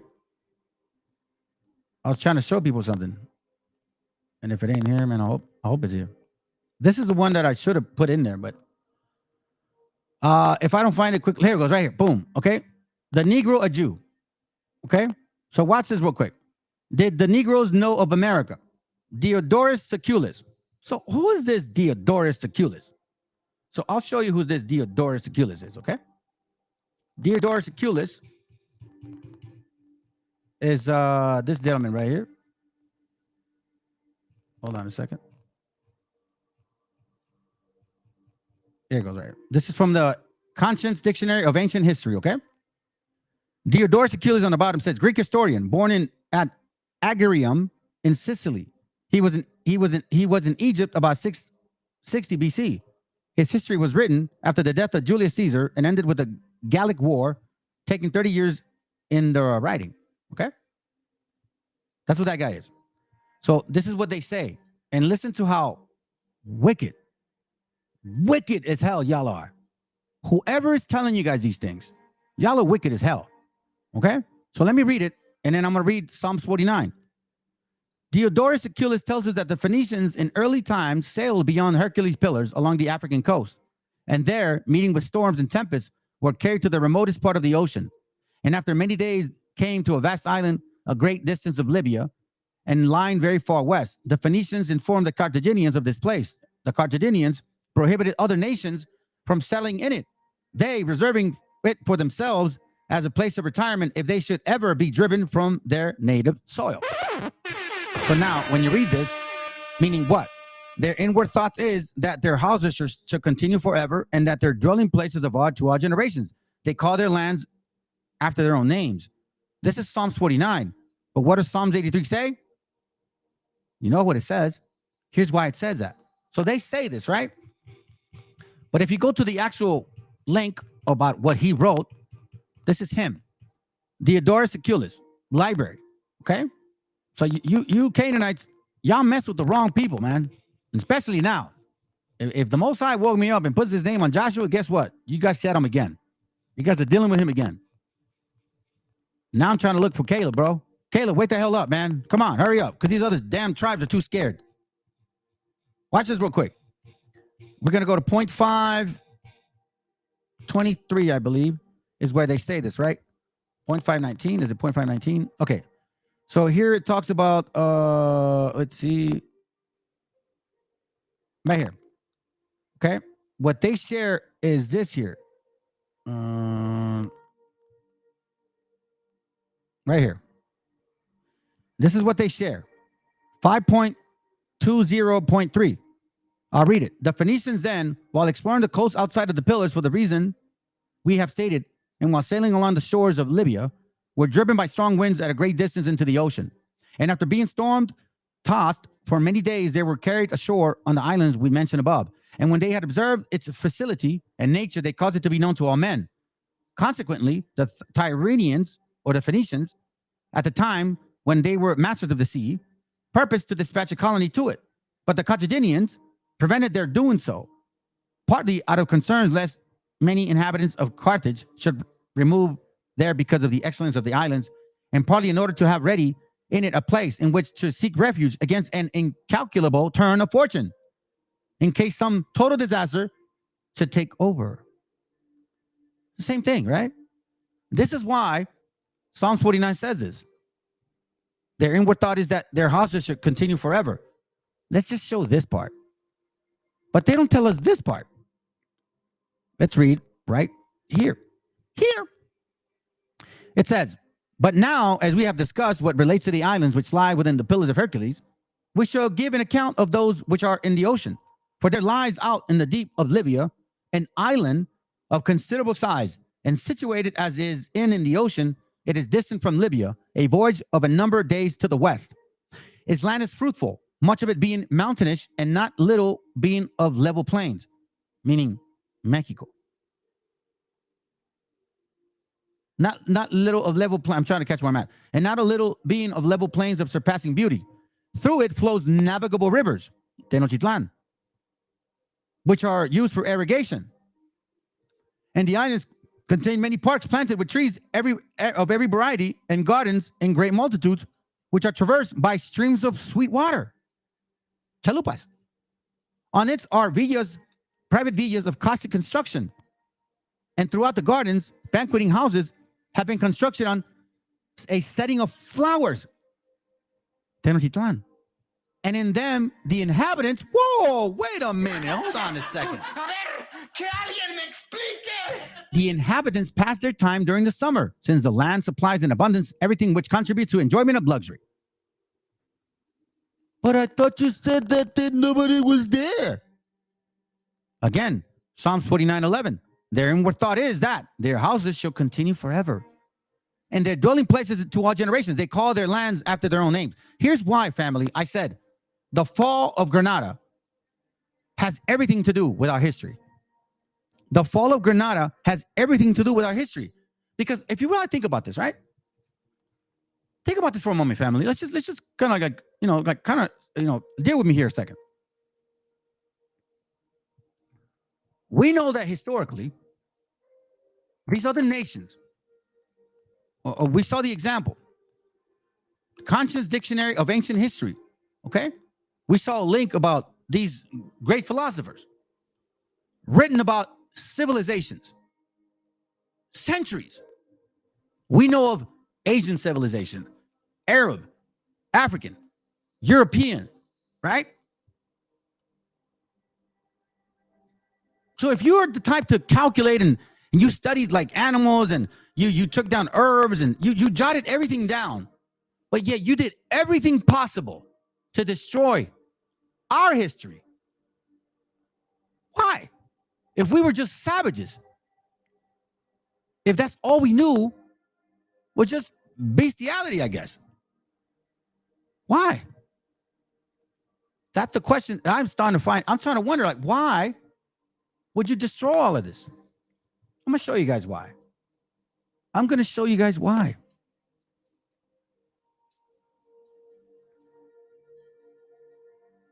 Show you guys why exactly.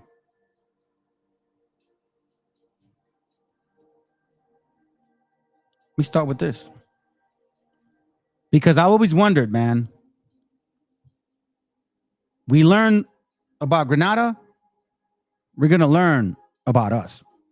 Why did they do everything to destroy our history, our traditions, our culture?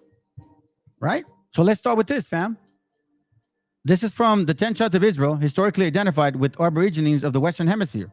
Barbara Simmons. Let's go to page 8 real quick. Page 7, I'm sorry. Page 7 reads this. Okay?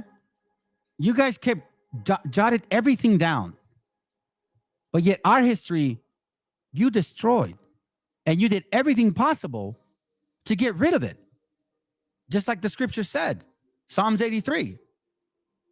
We see Psalms 49. What they were trying to do, they want to continue. Psalms 83 says they have taken, Psalms 83:3, they have taken crafty counsel against thy people and consulted against thy hidden ones. They have said, come, let us cut them off from being a nation, that the name of Israel may be no more in remembrance. Let's read. This is on page 8. Sagahoon further complained that he was forcibly deprived of a very valuable painting representing the great temple with the court by which it was surrounded, which he says was sent to Spain.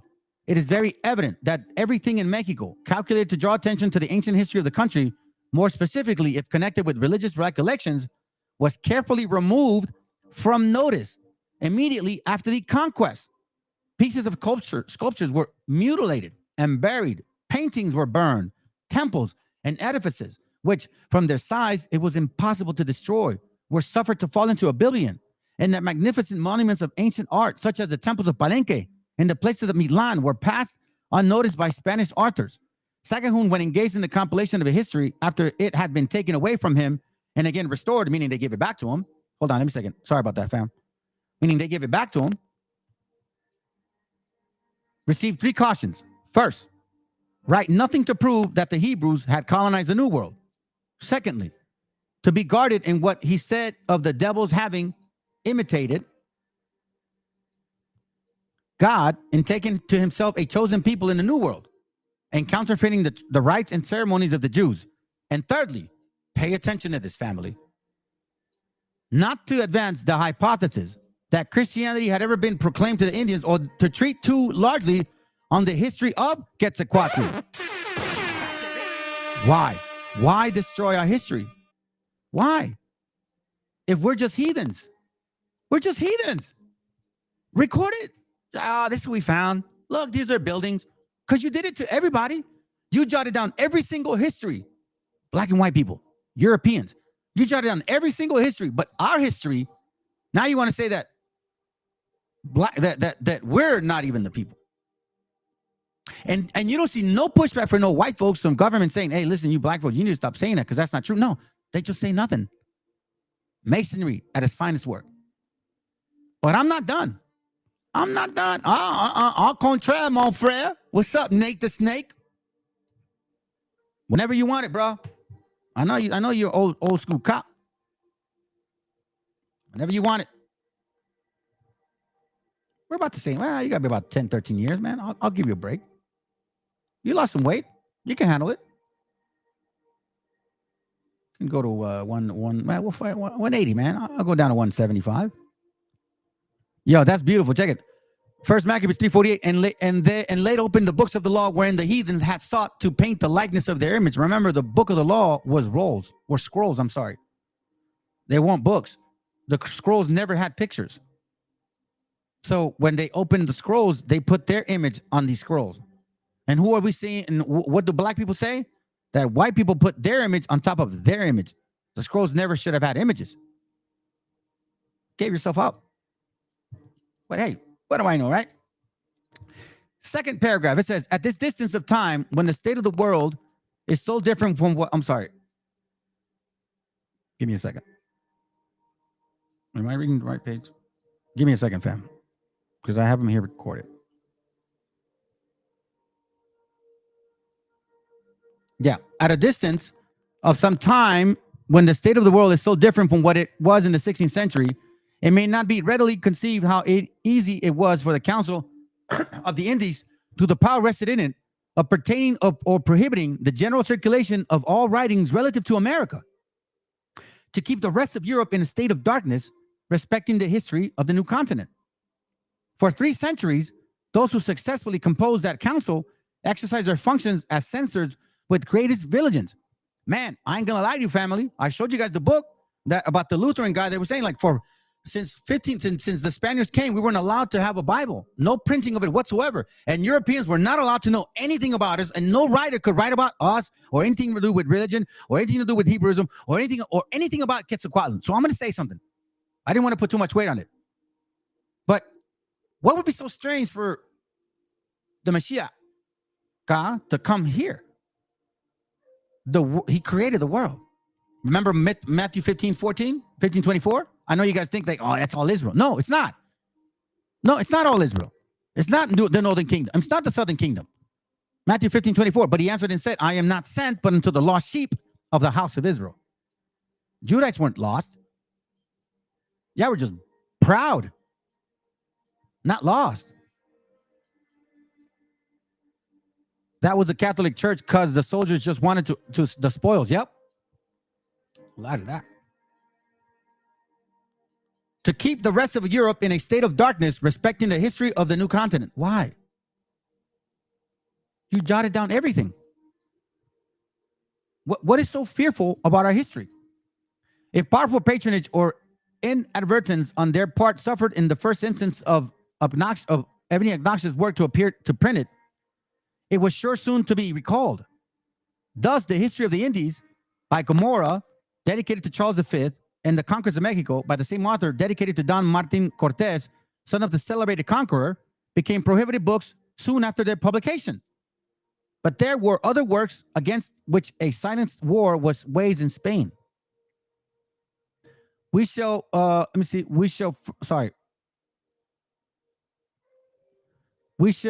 only further remark that the history of Peru is enveloped in much greater obscurity than that in Mexico. The real cause of less being known of the history of Peruvians in Europe. So they didn't even want nobody in Europe to know anything about, let alone Mexico, especially Peru. Don't know nothing about them.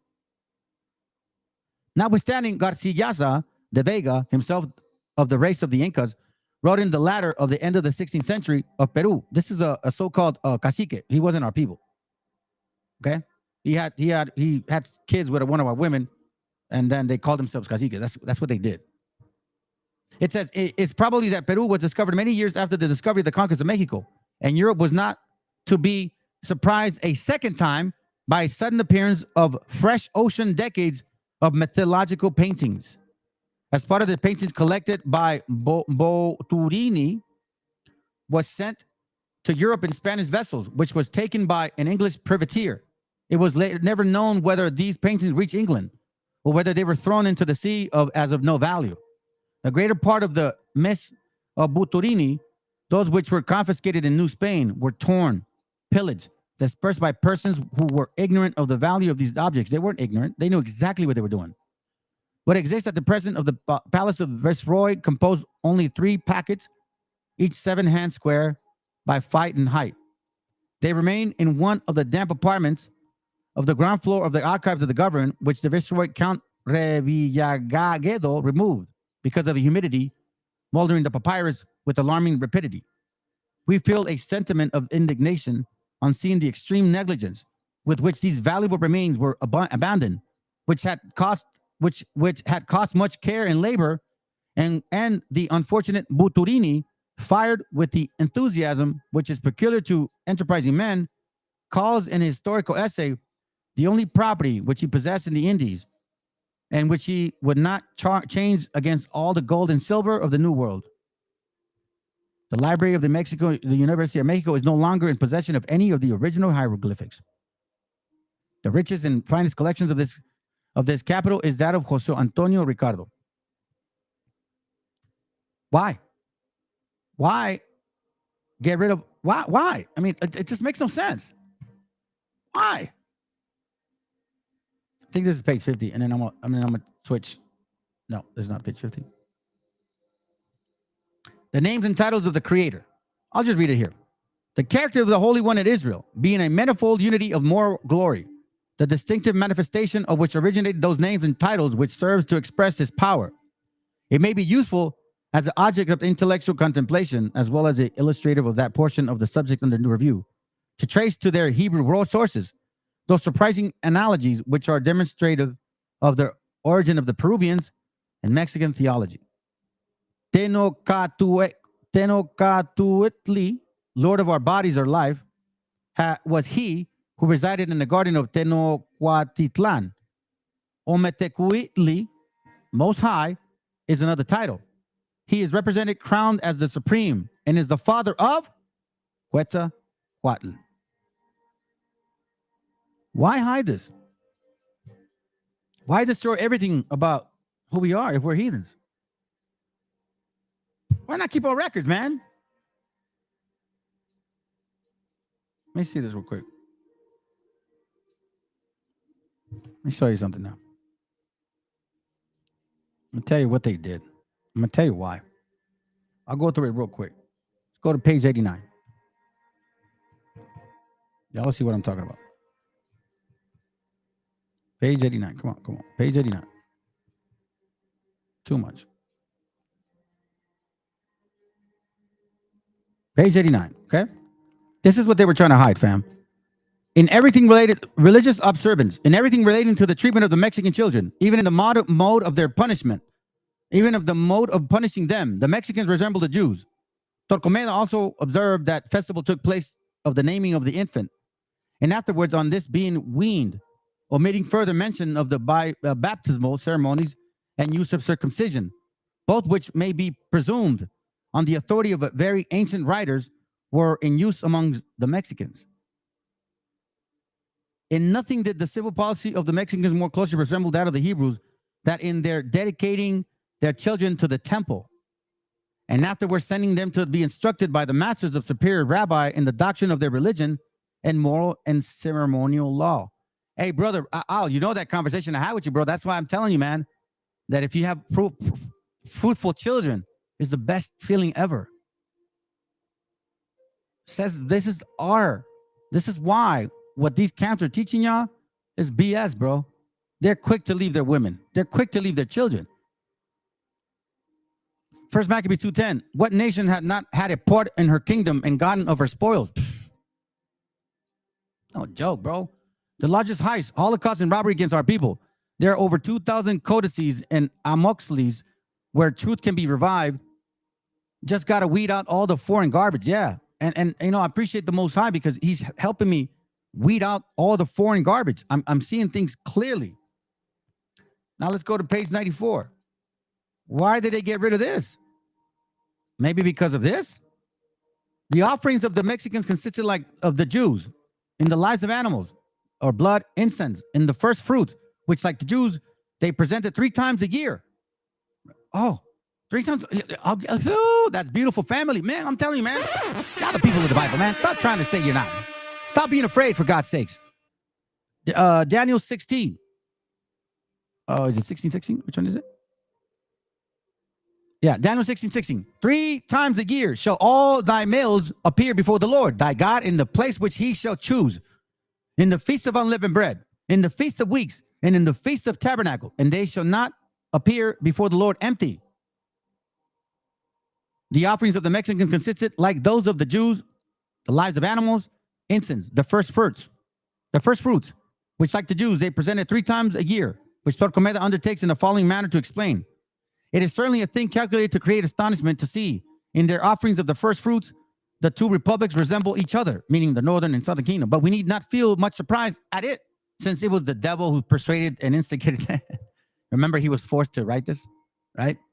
And substituted himself for God. So Satan is teaching our people to do good. Whenever it was possible, and being the case, the task was more easy, in so much as these Indians were extremely dedicated to religious worship. He found it little trouble in inducing them to tender to him with this kind of offering and sacrifice, which, as we have observed, all paid very generally and regularly without being either remiss in offerings or inexact in its proper quantity, meaning they gave as much as they could. They didn't say, oh, I'm just gonna share the portion and give the rest. Nah, not at all. Not at all. Our ancient customs and traditions sync with the Bible. Exactly, bro. Exactly. That's why I'm telling you, man. This is what they were hiding. 102. Let's go. Today, I'm bringing out the bullets. Y'all can save this information. Anytime some silly dub wants to come and tell you, oh, yeah, what tribe do you see yourself on the chart, and shut up, dumbass. The breastplates of the Mexicans appear to have been different shapes and sizes and to have been set with precious stones. It is supposed that solemn an injunction to the Jews were to wear fringes on the borders of their garments would be scrupulously obeyed throughout their generations. And we see that we did. Let me show this shit real quick.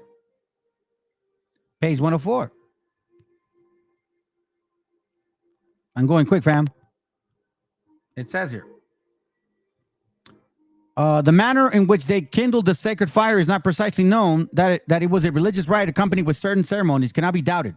And we may even be permitted to believe from an expression in the 14th verse of the 19th chapter of Ezekiel. And the fire has gone forth from a rod of her branches, which have devoured her fruits. That they were acquainted with the Mexican method of kindling fire by wood.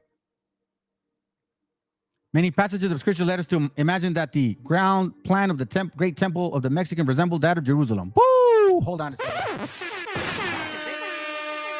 Let's keep going. Let's keep going. Let's keep going. Let's keep going. Let's get some more food. Some more food. Page 147. Let's go real quick. Bam. All right. Perfect. Not too far. It's an odd number, so it should be on the right side. Yep. Oh, man. Come on. Page 147. It reads on the bottom. Where's it at? Right here. From the 9th to 20th of May, it was in this month, Toxcatl, that the fellow soldiers of Cortez Alvarado, that ferocious warrior, made a horrible slaughter of the Mexican nobility assembled within the enclosure of Teocatli, house of God. This attack was the signal of the civil dissension that caused the death of the unfortunate Moctezuma. Remember, the summer is nigh. They came in the summer. Flee from Jerusalem. When you see the leave, you know that summer is nigh. Let me see this. Pertaining to that conversation we had concerning raising our children, Proverbs 14:26. He who fears the Lord is secure and confident, and his children shall have place of refuge, because they are our future, we are their past. Without them, there's no future. Without us, they had no past. That's why it's important to love our children and do the best that we can to be amazing leaders, because our women need it. They're beautiful women. That's why these nations want to marry them. They count times after the manner of the Hebrews.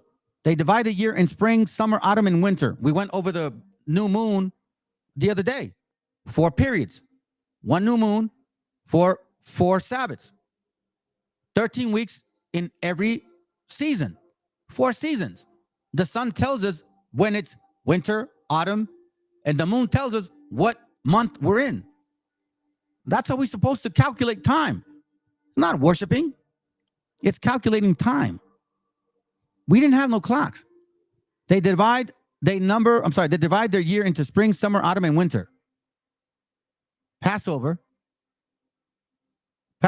is in winter. Passover is in spring. Okay? Wait, what did I do? 149, bro, what the hell? Jumped to 1 something real quick.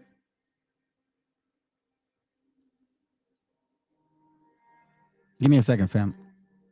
I messed up. 149. They divide the year into spring, summer, autumn, and winter. They number their years from any of those 4 periods, for they have no name for a year. And they subdivide these and count the year by lunar months. Whoa, hold on a second. What?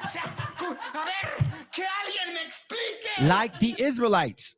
They count the year by lunar months, like the Israelites, who counted the moon by moons, as their name sufficiently testifies. The number and regular periods of the Indians' religious feasts is a good historical proof that they counted time by and observed a weekly Sabbath long after their arrival on the American continent. Now, how would they keep a Sabbath? By following the moon. Hello? Bruh. Let's continue. I'm almost done on this. I'm almost done, honestly. Page 50. Y'all got to see this, fam. Especially for you brothers and sisters that are a little older that don't know this. I hope this helps you. The world has been subsequently peopled by 3 names not mentioned. They, the tribes, were descendants from or of the race of Quetzalcoatl, the Meshiacha, And for this reason, they hold lineage in great account. Whenever they change to be or chance to be, they said, I am of such lineage. Before his image, which they call the great heart of the people, wood and incense are always burning. The third age is characterized as the holding up of roses and a flint and limes, partly covered with branches of rose trees, which denounce the suffering of Quetzalcoatl. Page 151. The two signs dedicated to Quetzalcoatl are the primitive terms characterizing his first and second coming. That of wisdom in its symbol, the serpent, and that of life in the breath of the Most High, and that of the emblem, the wind. For they, like the Hebrews, express spirit, wind by one term, ruach. Ruach. The catastrophe which they say befell Tulan, of which is to be noted the virgin mother of Quetzalcoatl, was a native of which she was anointed king, in which he was the anointed king, was that which gave rise to a new epoch. The age was called Yazapal Nakayuaya. I can't. Nanakaya? Nanakaya? Heavens of roses. Okay. Let me read on the bottom. The following plate represents the fourth age. Those two flint knives are decorated with budding branches, alluding to the atonement of Quetzalcoatl at some remarkable era of his life. The Mexican paintings describe four ages of the world, the representing of being life. Okay, let me go ahead. Hold on a second. 152. It says here on the bottom. The Mexicans appear to have given due consideration to a subject very explicitly detailed by the prophet Daniel in what has been well denominated his calendar. The gold, which symbolizes an ancient Babylonian empire, was not figuratively nor spiritually, but literally impossessive. Not only succeeded, but supersedes by that which of the symbol was silver. The Medo-Persian dominion was in turn superseded by that which was brass indicated, and in due time the Grecians' domination was superseded by the Romans, which was characterized by the iron. The fifth universal empire, that of the Messiah, which is a symbol of by the adamant, shall at really and politically supersede the last aspect of the Roman Empire, basically saying that Esau is the end of the world as we know it. 158. Almost done, fam. We are naturally disposed to acquire that was the Theomotli, the name of the divine book, which contained the history, mythology, calendar, and laws of Toltecas. The word is compound of Theo, divine, Atli, papyrus, or Motzli or Mosley, Moxley or Motzli, for in the Mexican language, Y and X frequently supply at place of the S. Li is devoid of meaning, but it is a general termination. Moli then appears to be Moses, when the sentence would be the divine book of Moses, meaning the divine, the Theomotzli means the divine book of Moses. Moses, family. Page 159.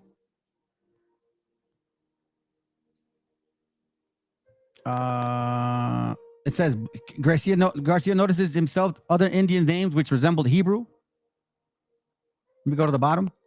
The Peruvians, Quipo, might have been quite a symbolic writing like that of the Japanese, and the Spaniards seem to have consigned them to eternal Biblion. As regards the tradition of letters in Mexico, it may be properly recollected to that Torquemada says of the book. Sorry, Bam. Which the Indians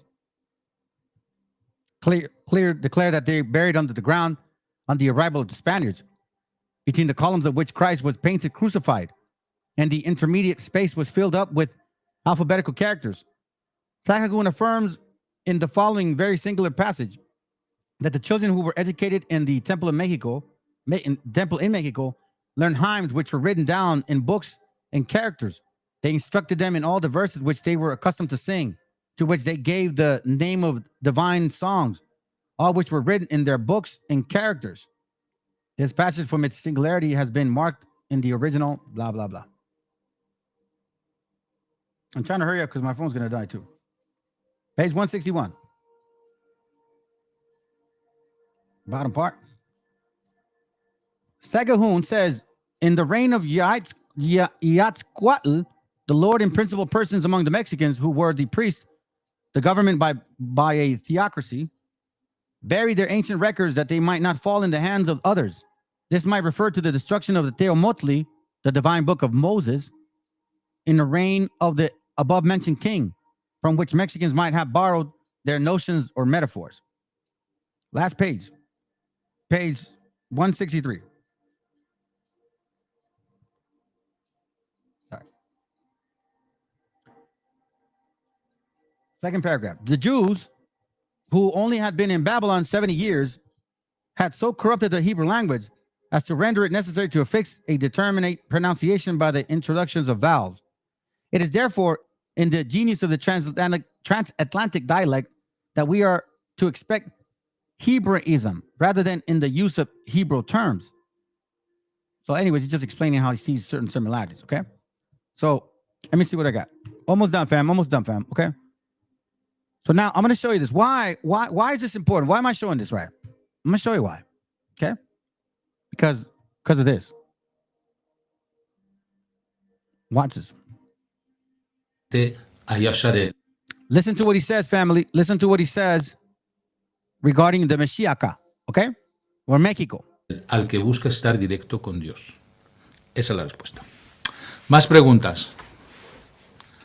Dime, Mónica. Ya voy a mí. Todo el mundo tendrá derecho. Dime. Gracias. Buenas tardes. Buenas tardes. ¿Qué relación existe entre el Mashiach y México? ¿Y México? Pues, para empezar, el nombre de México no es México. El nombre de México era Mexica. Y Mexica no es otra cosa que Mesías. Así que hay una energía. Y Mexica no es otra cosa que Mesías. Y Mexica no es otra cosa que Mesías. Así que hay una energía mesiánica en México. Fíjate, por eso cada vez que voy ahí yo tengo una vibración especial. Los mexicanos sois extraordinarios. All right, so I'm going to tell you something. We don't need their approval, family. We don't need their approval. But I'm just showing you the videos about how there's why, if we're heathens, why get rid of our records? Just keep our heathen records. It shouldn't offend you guys. Just keep our heathen records. But apparently, no. Yeah, man. And you know, and that's okay, Rick. That's what we're here for, bro. That's what we're here for. And listen, family, for all you guys, as you know me, man, you see the Aztec or the Mexica and you see the Mexico and all that. That's where I'm from, okay? But I don't just feel like you have to, like, I when I see Mexico, I see all of our people. So don't think it's just me isolating myself with my land, my tribe, because technically I am, but I'm not. Okay? I'm not. I really appreciate you guys that are watching. But anyways, this goes for all of us. Check this out. Like, I don't remember where I got this, man, but I remember seeing somebody. All praises whoever this is. Hispanic. They looked a little bit more like Hispanic. So here's an important question. And it is certainly important, once again, if you judge by my YouTube comments box, because everybody seems to want to argue what color Jews were originally. Let's try and figure out that question. What does the historical data suggest? We have no clear-cut answer from biblical texts or archaeological texts, but we do have some scientific data, and we do have some very suggestive data from both biblical texts and archaeological data. Let's start with biblical passages, for example. According to the... Attention to this, okay? Look what he's talking about. Biblical passages. He's talking about what people look like, all right? So, you see the we've studied this. The of the Chaldees, that's where Abraham came out of, okay? Remember this. Book of Genesis. The roots of the Jewish people are in southern Iraq, very close to Kuwait. Meaning India, okay? India. Over there. Not here. Over there. But let's go. Abraham and his wife Sarah originate from the city of Ur, and that puts us down, right in the Persian Gulf region like that. Later on, several other family members who may already have come from Ur are married in from the region of Padan Aram, which would be in Syria. Now, even if one does not want to take the biblical passages at face value, one has to recognize that when they were circulating in antiquity, if they were way out of whack with people's sensibility, people would say, hey, wait a second, how can it say we come from Ur because we physically look so different than all those Ur people? And we don't have evidence of any of that objection. Secondly, if we assume, and it's not necessarily an assumption we have to make, but if we assume that the people who live there today basically look like the people who lived there in antiquity, then we should be able to get a sense of what did Abraham and Sarah actually look like. So this is what typical Iraqis look like today. And you can see that they tend to have a little bit darker complexion. They tend to lean towards darker hair color, although the child on the right seems to have a little bit lighter hair color. I think they could easily pass for Hispanic, lighter hair color. I think they could easily pass for Hispanic in New York City, lighter hair color. I think they could easily pass for Hispanic, Sarah actually look like. So this is what typical Iraqis look like today. And you can see that, they tend to have a little bit darker complexion. They tend to lean towards darker hair color, although the child on the right seems to have a little bit lighter hair color. I think they could easily pass for Hispanic in New York City. I think they could easily pass for Hispanic in New York City. Hispanic. I think they could easily pass for Hispanic in New York City. But basically, they look Middle Eastern, as we would typically think of Middle Easterners. And So that right there there's one of those right there. Yeah. There it goes right there. Now, why am I saying that? Here's why, fam. Remember I showed you guys this book, this big book, this book here right? The Jesuit and the Incas. Sabin Hinland. The Extraordinary Life of Padre Blas Velara. That guy hated us. I'll read it real quick. Peruvian history was a major theme in the Valera writing. His History Accidentalis, History of the West, appears to have included accounts of the early origins of the Native Americans or of the Peruvian dynasty before the Incas, and of the Inca rulers themselves. Throughout the remaining fragments of his work and material pertaining to the history of the Western Hemisphere prior to the time of the Incas, although most of Valera's writings about the pre-Incas people have been lost, portions of his history of American migration and pre-Incas dynasties of Peru survived in his Relaciones de las Costumbres Antiguas, as well as the works of Garcilaso, Montesino, and Anello Oliva. Valera vehemently rejected the notion that the American Indians were the descendants of the lost tribe of Israel, common theory in the 16th century. Okay, but this is what he failed to do. You see, haters will hate, but you cannot get around facts.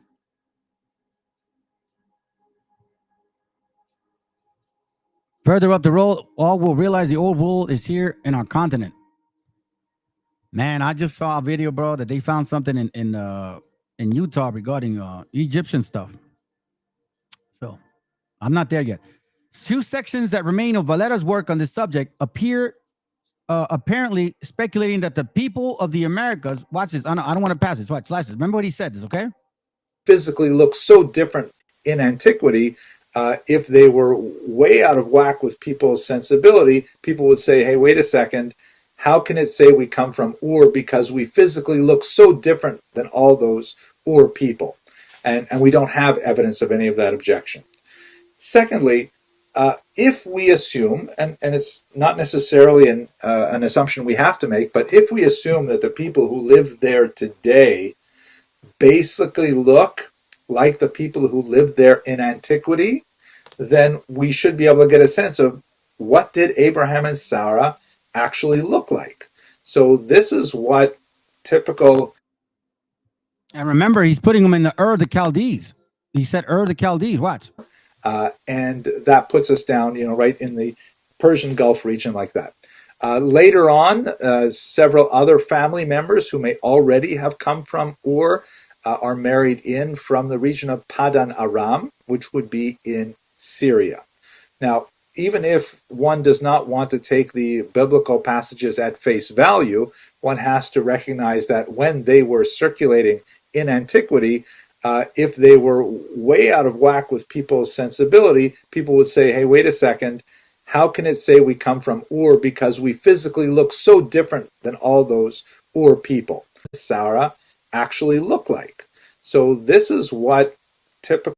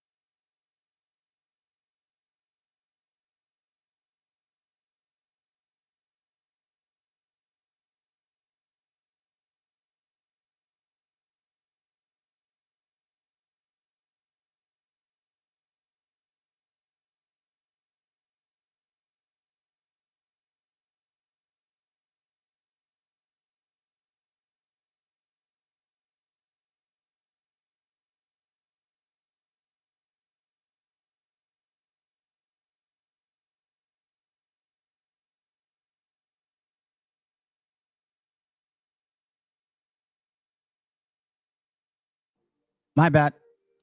Let me read it. So we saw the video. Thank you, bro. I apologize. But I think you guys were reading too. We saw the video, what he said. Hispanic. And we don't have evidence. The Ur the Chaldees, right? Ur the Chaldees. Well, this guy here, Valera, puts us there. Few sections that remain of Valera's work on this subject apparently speculated that the people of the Americas originated from ancient Chaldeans who once lived in the plains of Sinar in the Persian Gulf. The chronicler wrote that the religion of the natives of Greater Florida and the Caribbean islands was derived from the practice of Chaldeans who worshipped on natural features such lakes, springs, and stars. Likewise, he claimed that the faith of the first Peruvians was molded on that of the Chaldeans. The Chaldeans were renowned in the biblical history for founding the city of Ur of the Chaldees, from whence came Abraham, the father of the Hebrew nation. They were believed to have descended directly from Noah and became famous as learned astrologers, priests, and magicians. By linking the ancient Peruvians to the Chaldeans, Valera was placing the people of the New World into the framework of the biblical history. Back then, Hispanic. I think they could easily pass for Hispanic in New York City, but basically they look Middle Eastern as we would typically think of Middle Easterners. And if we look at Syrians, we have the same kind of more or less family of complexion, eye color, hair color, and this is probably based on a reasonable assumption that people back then sort of look like the people today who come from the same place, that this is probably what Abraham and Sarah look like. Now, there are other peoples living there, of course, and Israel in particular is at a crossroads between Africa and Asia and Europe, so there are lots of possible mixings. Let's get to that. But let's look also at some artwork that we have from history as well. Here is a really interesting tomb painting. Like a lot of the wealthier classes in Egypt would decorate their tombs with all kinds of amazing artwork. And because of the way in which it was preserved in the dark, we still have them. Hey, family, I want to tell you something. Okay, you see the Amu? Some people say like, oh, those are the Hyksos and blah, blah, blah. And Manitos wrote about them, and that's all BS, okay? Manitos wrote about him, but Manitos has no clue about him. Matter of fact, Josephus put Manitos in check. Like, bro, I don't know what you were writing. He basically said it's not true. The Hyksos, not true. That was a made-up story by Manitos. And if you don't believe Josephus, then y'all are dumb. because then that's going to destroy everything you guys base some of your understandings out of. You know who I'm talking to, by the way. And they can be reconstructed with some, clearer colors, as you see in the bottom image here. This is from 1900, before the Common Era, which would be, although we don't have a really clear date of when Abraham would have made his way down to the land of Egypt, but it's definitely in this neighborhood. And here you see the Amu, who are Western Asiatics, led by a Hyksos figure, which some scholars even identify with Hebrews, and they are coming into Egypt led by some Egyptian figures. The Egyptian figures on the right, the two of them, you can see seem to be somewhat darker in skin tone, but the Hyksos and the Amu, Western Asiatics, which would come from the land of Canaan, the land of Israel today, they seem to look pretty similar to what we saw of the Syrian, although the Hispanics for Hispanic in New York City. I think they could easily pass for Hispanic in New York City. Hispanic. I think they could easily. Yeah, yo, baby. Yeah, yo. Come on, man. Oh, you need to stop tripping, bro. Hold on a second. Gotcha, bitch. Here it goes. Check it out. All right, let's read a little bit here. It says here from the Gene Matlock. I forget which book is this. I think it's called India, or Jesus was in India or something like that. Sham's descendants, who founded and resettled in India, inhabited from Copan and Indian River and in the parts of Asia adjoining to it. Josephus. You can verify with Josephus. He says that. Okay? But now I'm going to show you this page. This is from a Bible dictionary. Okay? Shem, the third son of Noah, had 5 sons who, this is actually in the Antiquities of the Jews from Josephus. Shem, the third son of Noah, had 5 sons who inhabited the land that began in Euphrates and reached the Indian Ocean. Now let's go to the bottom. Arphaxad name was the Arphaxadites, who are now called Chaldeans. Page 32.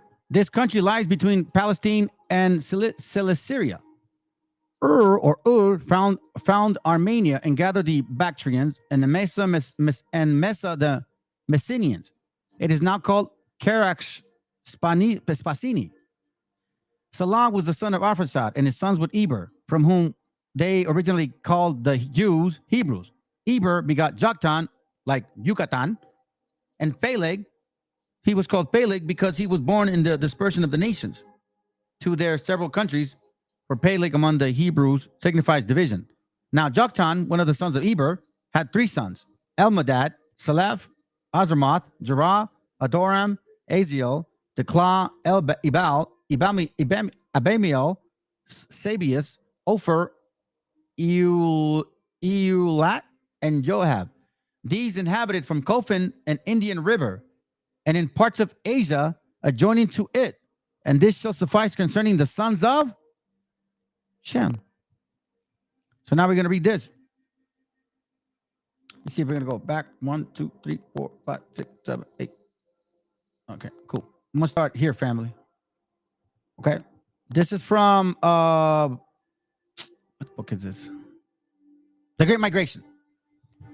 The account of early movements in the Great Migration, which we extract from the legends of Pentateuch, must have lived long in popular traditions, but we find them referred to as genuine and undoubted matters of common knowledge.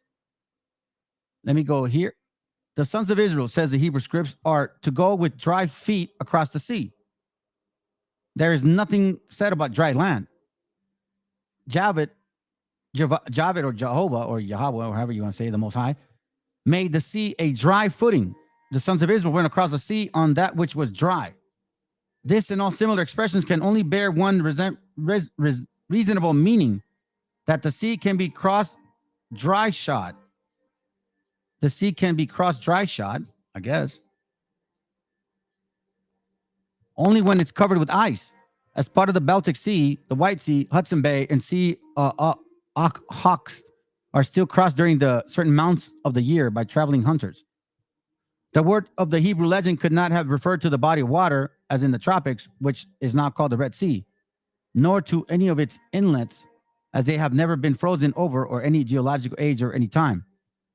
The sea covered with ice, over which the sons of Israel walked with dry feet. was none other than that Bering Strait and Sea Strait between America and Asia. These waters were the same place, though narrower and shallower, when the continent stretched across the greater part of what is now the bed of Atlantic Ocean, and when an island continent, the legendary Atlas, lay in the tropical Atlantic.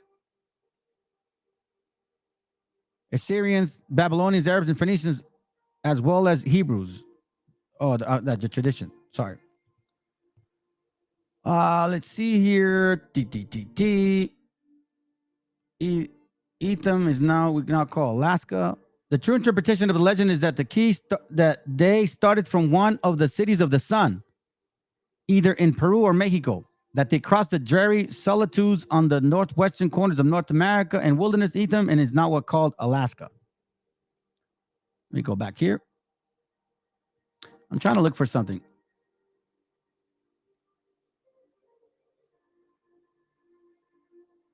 Give me a second.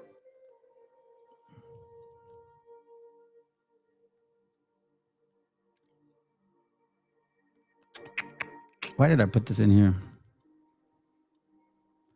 There was really a reason why I put it in there. Can't remember now. Honestly, can't remember. This is separate. Oh, here it goes right here. This is from the Aztecs god. Hold on, let me get it.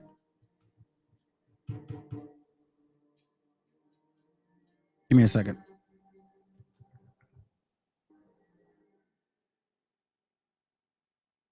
This is this page right here, okay? Can't see it that well. So let me move it. And then we're pretty much done, and I got scriptures, and that's it. Page 204, History of Mexico. Of the ancient Indians in Cuba, several historians of America relate that when they were interrogated by the Spaniards concerning their origin, they answered that they had heard from their ancestors that God entered the heaven, created the heavens, the earth, and all things, that an old man, having foreseen the deluge with which God designed to chastise the sins of men, built a large canoe and embarked in it with his family, many animals, that when the inundation ceased, he sent out a raven, which, because it found carrion to feed on, never returned to the canoe, that he then sent out a pigeon, which soon returned bearing a branch of hoba, I guess. I can't read it. A certain fruit of America in its mouth, when the old man saw the earth was dry, he disembarked, having made himself some wine of the wood grape. He became intoxicated, fell asleep, that one of his sons made ridicule of his nakedness, and that the other son piously covered him, that upon walking he blessed the latter and cursed the former. Lastly, that they drew their origin from the cursed son and therefore went almost naked, that the Spaniards as well as they were clothed descendants perhaps from the other. The Mexicans used to call Noah Cocox or and Teocipactli, and the Michoacanis Despi. They used to say that there was once a great duelist, and that Despi, in order to save himself from being drowned, embarked in a ship formed like an ark, with his wife, his children, and many different animals, and several seeds of fruits, and as the water abated, he sent out birds which bear the same aura, I guess, which remained eating dead bodies, and sent out another bird, that was a raven, which he did not return either, except the little bird, the flower sucker, the dove, or the pigeon, which was prized by them on the account of the variety of the color of its feathers, that brought a small branch with it, and from this family they all believed they drew their origin. If therefore we refer to the sacred writings or the traditions of those Americans, we must seek for the people of the America among the descendants of Noah. Y'all are crazy, man, if you didn't believe in this. I don't know what to tell you, family. Jeremiah 51:20. Y'all should know this. Jeremiah chapter 51, verse 20. It reads, "Thou art my battle axe and weapons of war. For with thee will I break in pieces the nations," meaning their understanding. You're not going to break them in pieces. You're not going to put your foot on them. You're going to destroy their understanding. You're going to destroy their so-called history. You're going to bring all that darkness to light. And with thee will I destroy kingdoms. And with thee will I break in pieces the horses and his riders, meaning power. And all that government above that power of horses. Because they came that way. And with thee will I break in pieces the chariots and his riders.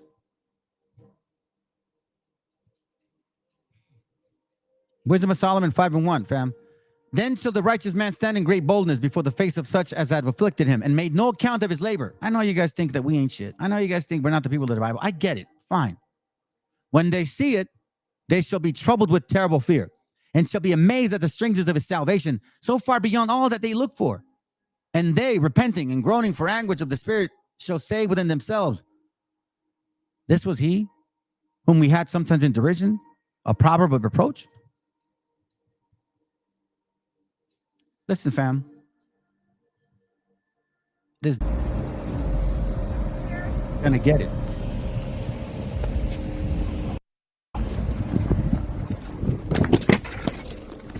Hey. Hey. Ahí déjala, que te pegue, ahí déjala. The husband told the wife, leave her, let her hit you, because if he hit her back, they could call the cops and they could get deported. More likely, they don't have papers. This is a Mexican Hispanic family. But you got this damn thing right here. Look at the anger. Look at the hatred, fam. Look at the hatred. For food? It's a taco vendor. It's a taco vendor. This isn't new. It doesn't stop. I mean, apparently you guys are going to have to learn a lesson. Yeah. Ready? Go. Oh. Oh, you want to do that? Let's do that. Why, sir? Take it easy. A San Jose auto shop worker under arrest in a vicious attack on a street vendor. It was all caught on video. The victim, Carlos Sanchez, was outside Intex Auto Parts yesterday. When he was confronted, the man with the bat called him a criminal, knocked things over, and even damaged the vendor's car. Police arrested the attacker for assault with a deadly weapon. That's called a hate crime, fucking idiots. But you don't call this a hate crime. Why? Because they're black? Have you tried Wix or Squarespace, but Listen, never? You ain't getting no sympathy from me. Ain't no fucking Willie Lynch in this room. Get the hell out of here, man. You had it easy. Y'all are just complainers, lazy as hell, and blame everybody else for your own shit. Sellers at this popular taco stand at Normandy and Slauson in South Los Angeles. Employees are usually greeted by happy, hungry customers, but not on Saturday night. No, I can't believe it. Check out this aggressive, angry woman going nuts. Vino y agarró la charola de cilantro y me la aventó encima la plancha. Alirio Chon says the woman grabbed the container with cilantro and a barrel of horchata and dumped them on the sidewalk, then proceeded to scream at him. Alirio says he was upset but couldn't do anything because the attacker was a woman. What was your reaction when you saw her going crazy? ¿Cuál fue tu reacción cuando la viste? Pues yo lo primero que hice fue quitar cuchillos y todo lo más peligroso. Juan Carlos Cervantes says he quickly hid all the knives to make sure she wouldn't grab them and hurt the employees. Berta Zúñiga says the woman then started screaming at her and then smacked her on the head. Well, where did she hit you? After hitting Berta, the woman then made herself a burrito, and before leaving, she spit on all the food that was on the table. Se perdió. Dear white people and dear black people, okay? This is a fucking hate crime here. This is a hate crime. A Negro or African American hates a Hispanic person. You guys need to stop with this bullshit. Oh, we got to talk about it, guys. If you just vote Democrat, if you just vote Republican, you'll stop acting like this. No. This is who you guys are. This is exactly who you guys are. That's what the Most High said. Don't mess with these people. They're corrupt. They're dirty in spirit. They got no appreciation of life. They're envious of everything. They don't work hard. ready to be everybody to do shit for them. They go around telling people lies about, oh, it's not our fault, man. It's the Willie Lynch. Really? Shut your ass up. Ain't no such This thing as Willie time Lynch. was no different. No mire para atrás. I didn't look behind me, and the kids poured cold water. In the Long Beach community, Eliu Ramirez is a proud vendor, Hecha por mis manos. selling homemade fresh treats to the community. Yeah, nothing's better than it. But on Monday, Ramirez says he was approached by some neighborhood kids who often taunt and insult him. No, not neighborhood kids, but some black kids that whose father doesn't want to take care of. Like their dad, where you at? Whoever the dad is in here, where the fuck are you, man? Where are you guys at? Y'all complain about the white man. Oh, they're so oppressive. You pick on a guy that you know is not legal because he can't call the cops on you. That's a hate crime, Rick. I don't give a shit how people slice it. 2 Ezra 2:28. The heathen shall envy thee, but they shall be able to do nothing against thee, say the Lord. Well, I know what you mean. But you tell someone like that, they're going to be like, that's not true. They're kicking my ass. But I know what you mean, bro. Sirach 12:10. Never trust thine enemy, for like as iron rusted, so is his wickedness. This is a hate crime. This is all hate crimes. Okay? It's time for you people to start calling these so-called Americans, let's call them Africans. Okay? You're not Americans. You're not from this continent. So what I want to say, Europeans, you guys are white. Africans, you guys are black. I'm not going to call you European Americans or white Americans or black Americans anymore. You guys are Europeans and you're Africans. You're absolutely nothing American of this. So you guys need to start seeing that your African friends have hate towards so-called Hispanics, specifically Mexicans.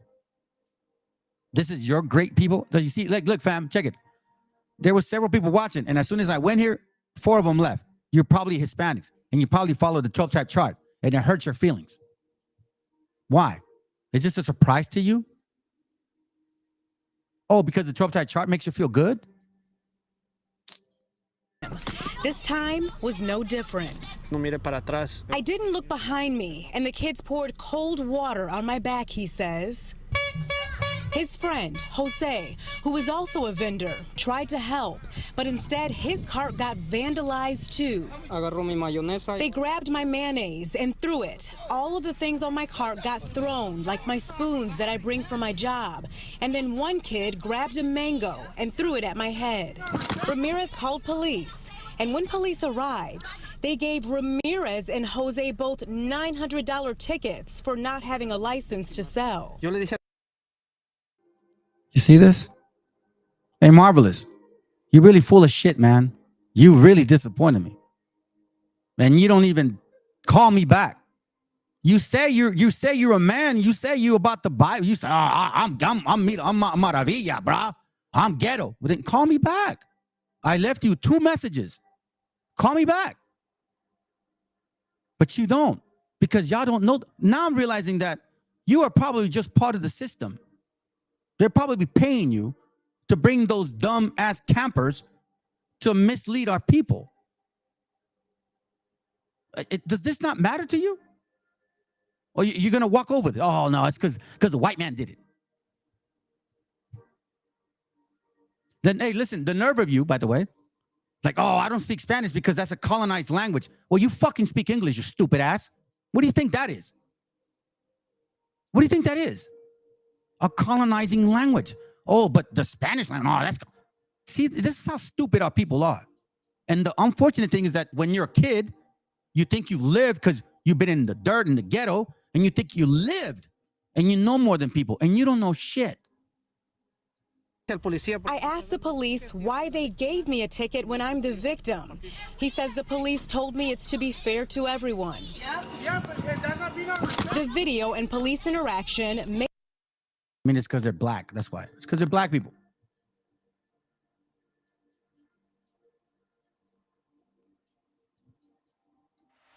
You're not imagining it. The price of commercial auto insurance just keeps going up.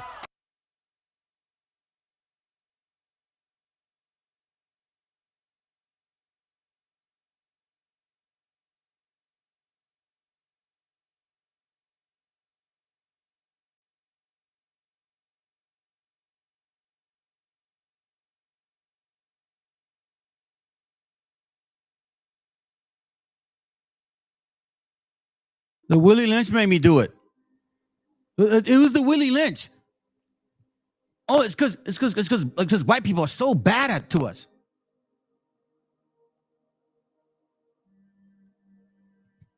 These things happening in very public places, also some of them happening in broad daylight, and some business owners around here are New video shows the disturbing attack in downtown Crossing. A 20-year-old woman beaten and kicked by a group of juveniles while she's already Group of black kids, black African kids, not African Americans, because you guys aren't from here. Africans. Y'all love Africa. You want to pan Africa? Well, then fucking hurry up and skedaddle out of here, because we're all tired of this shit, man. This isn't just in one city. This is in California, Chicago. What else? I mean, I don't even want to go to states. Y'all know exactly. They never say black. Oh, no, it's because you guys are black. It's because you're Africans. And this is how you guys always conducted yourselves. Since the Spaniards came, we got material that shows that the problems that we had living next to Spaniards was not with the Spaniards. It was their servants. These servants were Africans, and they would go and rob our people. You motherfuckers haven't changed one bit. Listen, Ecclesiastes is the most beautiful book. What is in the past will be in the future. What happened in the future will happen again. This is not a surprise. To me, I'm not surprised anymore. You try to tell me that 12-type chart, I will shove that shit down your throat. You know why? Because I know your spirit. And there's nothing good about you people. Nothing. Zero. Listen to this. I want you to know this. Look at my face. Zero. There's nothing good about you people. Call it racist. I don't give a shit. You're not proving to me that there's anything good about you guys. You're the light of the world? Hey, listen. If y'all are Hebrews for real, and you are the light of the world, then guess what, man? Y'all can keep that God. Straight up. If this is God, and you guys are the people of the Bible, y'all can keep that fucking God. If that's the case, if this is true, man, listen, just get rid of me now. Because I cannot, there's no, I can't even understand or comprehend the spirit that you guys move in. down, one of them as young as 12 years old. That was baffling, honestly. It was incredible to see that because I've never seen any type of thing like that in my life ever. Julie Mendez works at the smoke shop right in front of where this happened. She ran out to try to help. It was just crazy. She was trying to take her bag, so I was trying to grab them to take her bag. It was just insane. They're looking for trouble.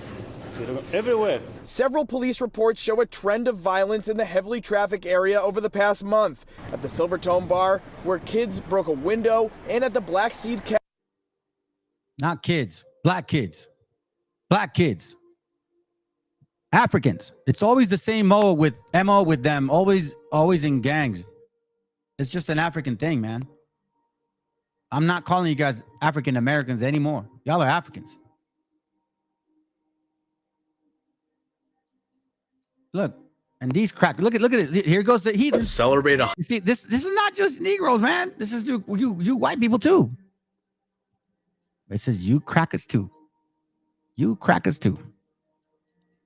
Named Andres Arguellos Alvarez says he was bullied by a group of young women. What do you mean? Another hot dog. Should we move? No, sir. In it, you can see 4 young women lined up against the vendor's grill. One woman starts to berate him for his prices. You charge me 7, I'm gonna you over. You understand? Yeah, you understand. The vendor says he asked them to leave. Instead, 2 women start grabbing and throwing his food.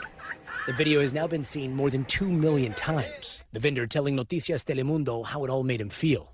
Me agarraron el bacon con la mano, todos mis vegetales, todo lo que ocupo. Ellas se dieron cuenta pues que yo era mexicano, que yo no hablaba muy bien inglés y pensaron, a él podemos atacarlo. The student who recorded the video explained on TikTok that she did not know the women involved. I'd much rather just show the world how these girls go out in public and act than get myself involved. Also, I mean, for everyone saying that we should have said something, we did. After this video, we did say something. The hot dog vendor is also the sweetest man. The vendor did nothing to provoke this. It was just the girls coming into it, angry and drunk and ready to start something. A spokesperson for Cal State San Marcos said a current and 2 former students were among the group of women involved. telling NBC News the women's behavior is, quote, disrespectful, and the school's dean of students is currently reviewing all available information. Adding, if applicable, we plan to pursue any violation. Ready to start. Spokesperson for Cal State San Marcos said Cal State San Marcos, San Mucus, North County. Ooh, now I'm going to find, they're by me, family. If you guys really want to find out who they are, I can. I got sources. It's time for you guys to step it up, man. Caleb, wake the hell up, man. Come on. Hurry up, Caleb. Wisdom of Solomon 5:3. It says, and they repenting and groaning for anguish of spirit shall say within themselves, this was he whom we had sometimes in derision, in a proverb of reproach. We fools counted his life madness. Pinches, indios, paisas, beaners, wetbags. The conquistador. You know what I mean? The wetbag? Like Nate the Snake said, right? And his end, to be without honor. Sound like shit, man. How is he numbered among the children of God, and his lot is among the saints? So we see a particular attitude towards our people. A particular attitude towards our people, right? So now, does this surprise you or not?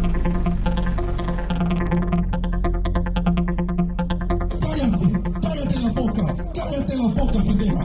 Cierra la boca. Cállate la boca. Vamos, güey. Vamos, güey, pendeja. Vamos, güey, puta. Vamos, güey, puta. Remember, chapter 15, verse, it's a free country. This is our country. Now it's the white man's country. Don't sound free to me. Pinche idiota. Vamos, güey. Vamos. Hey, any of you on my time, I rooted for that punk. Like, when the f*** you thought was gonna happen? There are people that pack into churches every Sunday to worship this white boy. We know that they're not true believers in the Most High. Freedom. Right, hey, the men and the women and child are a bunch of devils. That's right. The white woman and that white god child is the devil. You're a god devil, that's what. You god cave dog. Right, hey,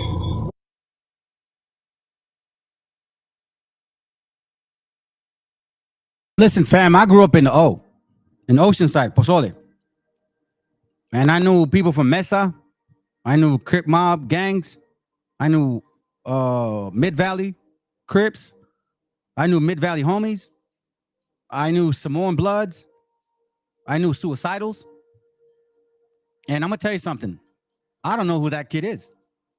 I've never heard of him. He says he knows people from Oceanside. Trust me, man. I know North County very well since the 90s. But apparently this Bible seems to be like a book for gangsters now. Or wannabe gangsters, because you ain't no gangster. Isaiah 14:3 says, and it shall come to pass in the day that the Lord shall give thee rest from thy sorrows and from thy fear and from the hard bondage when thou was made to serve. So this is good news. This is a good doctrine. My wife told me, like, I get tired sometimes of hearing your classes because you talk about these things. Where's the good news? This isn't a Christian channel. This is the good news.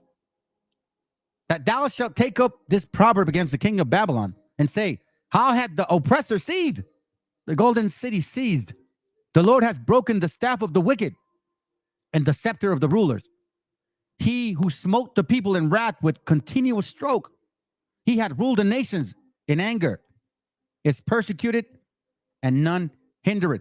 The whole earth is at rest and is quiet. They break forth into singing, man. And that's what I look forward to. So again, if y'all are brave, if you're watching in secret and you ain't saying shit, hit the link. You got a problem with me? You think I don't know the Bible? You think I'm a racist? Fopi, you watching? Hit it. I know you guys don't debate. IUIC scared. You guys like to yell at people from a distance. GMS. Nice UBK. Oh, what are you funky fools from Facebook? You guys from Facebook. Here, I'm gonna show the people who you guys are. Okay? You funky clowns, man. Y'all funky clowns right here. These are so-called friends, right? Some of them are.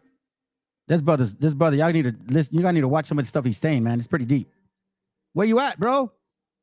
You trying to correct me? Where's the other guys at? Where you at? Where you at? Where are these other guys at? Where you at, bro? You see, I let these guys post stuff on just to kind of see where they're at, what they're thinking, what they share. And I post stuff and I tag people and I don't get no responses. I ain't running from you guys. I don't know what you're thinking.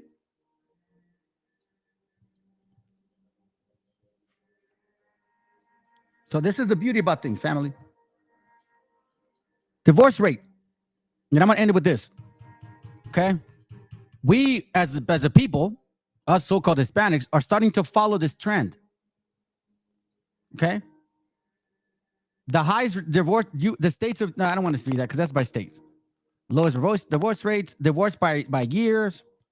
Who files for divorce more? Women. That's not all.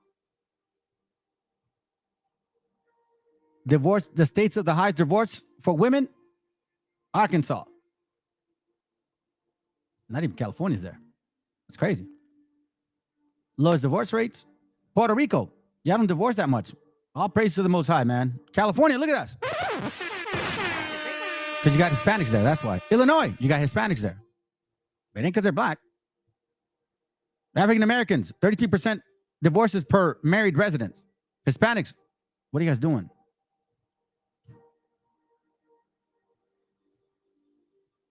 Marriage is declining. Y'all are following the ways of the Americans. This is your detriment. You guys love to follow the heathens. You love to follow the heathens. And we keep telling you not to do as the heathens do. The highest divorce rate, or the women that divorce the most, are black women. And the races of people that tend to have intermarriages are Asians and Hispanics. Why do you think, family? Because these men are wicked as fuck, excuse my language, and they want to run away from the wicked women that they create. And they think that by mixing with all women, what is the divorce rate by ethnicity? Black? Blackity black. You're going to blame the Willie Lynch? The Bible says to build nations. Y'all don't build nations. Y'all don't build families. This is who you guys are. Black adults have the highest divorce rate and lowest marriage rate. But according to research, they also marry at later ages, 32 for men, 31 for women. Once you get through the body count. Black women are the only group among races with numbers of divorces higher than the marriage rate. Damn. As I said it before, and I'll say it again. And I'll never stop saying it. I think it's 43, right? Or 37?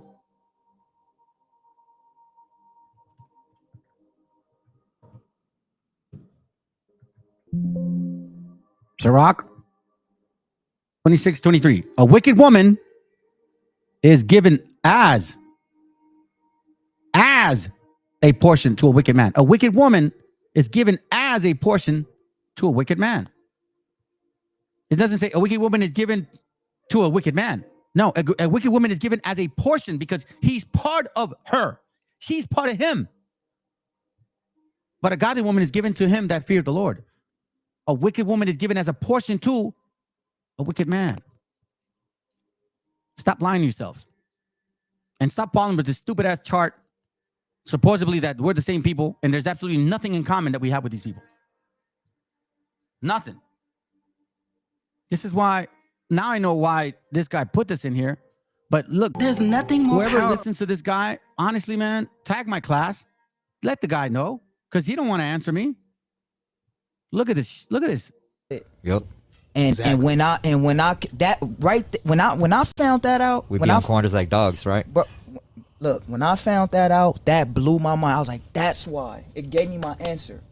Israel is a tribalist people. Mm-hmm. Our tribes, the 10 tribes, and then the northern kingdom and the southern kingdom was split and has been fighting for decades, years. And when I dove into that history, which I hope we can talk about a little bit, that was all the answers I needed in terms of the struggle that we face in here towards each other, because all of that is biblical. Right. All right. Gang banging is biblical. Right. Right. We got scriptures that we can.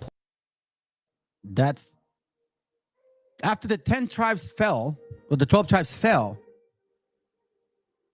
After 70 AD, even the scripture said that in this same land where the well is, when he was in John 4. Watch this real quick. I think it's John 4. John 4, right? Yeah, the Samaritan woman. John 4:9 says, Then said the woman of Samaria unto him, How is it that thou, being a Jew, ask drink of me, which I am a woman of Samaria? For the Jews have no dealing with the Samaritans. Jesus answered and said unto her, If thou knewest the gift of God, and who it is that saith to thee, Give me to drink, thou would have asked him, and he would have given thee the living water. The woman said unto him, Sir, thou hast nothing to draw with. The well is deep. From whence hast thou the living water? Art thou greater than our father? Our. See? It wasn't a Gentile, which gave us the well and drank thereof himself and his children and his cattle. Jesus answered and said unto her, Whoever drinketh of this water shall thirst again. But whoever drinketh of the water that I shall give him shall never thirst. But the water that I shall give him shall be in him as the well of water springing up into everlasting life. The woman said unto him, Sir, give me that water that is in that I thirst not, neither come thither to draw. And then he gets into the whole, the whole husband thing, right? He goes, the woman said unto him, Sir, I have perceived that thou art a prophet. Our fathers worshipped in his mountain, and ye say that in Jerusalem is the place where men ought to worship. Jesus said unto her, Woman, believe me that the hour cometh when ye shall neither in this mountain nor at Jerusalem worship the Father. That's why the scriptures follow up. See, these heathens, then they go, not we worship, but the salvation of the Jews. That's not true. Ye worship, not what? We know what we worship. That's basically saying, you don't know what we worship. We know what we worship, but even then, watch this. I really know, but believing woman who come to the world worship the Father. Your Samaritans do not really know whom you Samaritans do not really know whom you worship, but we Jews know whom we worship, because it is from the Jews that salvation comes. Meaning who? Through him, not them. And after that, where are the tribes fighting? Pull to show you that I think it's in the book of Jeremiah or Isaiah, we can pull it, where it says that the young men lie on the heads of every corner like a bull caught in a net. Yep. Yeah, right. Yeah. That's gang banging. Yep. You know what I mean? Yep. Scripture says women are their oppressors. No, children are oppressors, and women rule over them. Family, children, women are not our oppressors, and women don't, and children don't rule over us. We're our own oppressors. You really disappoint me, Marvelous Man. But I think that you got an agenda, bro. That's what I think it is. Anyhow, that's all I got, fam. Lord willing is edifying. We went a while. 3 hours, man. But anyhow, I got to go. Got to get ready. All right. So I'm sure my family's probably telling me, like, that's not finished. Anyhow, other than that, fam, I hope y'all, hopefully this edification or show entertained you guys. I hope it was fun. Stay away from churches and camps. Since you guys say I don't tell people what to do, I'm telling you now. Stay away from churches and camps. You know what I'm saying? Anyhow, all right. I gotta let y'all go. Y'all stay up, man. Your business. Come on, people. Lord willing, this all makes sense. Yeah, have a good night. Thank you, sir. I'll have a good night, man. I'm gonna go rest. Give me a second.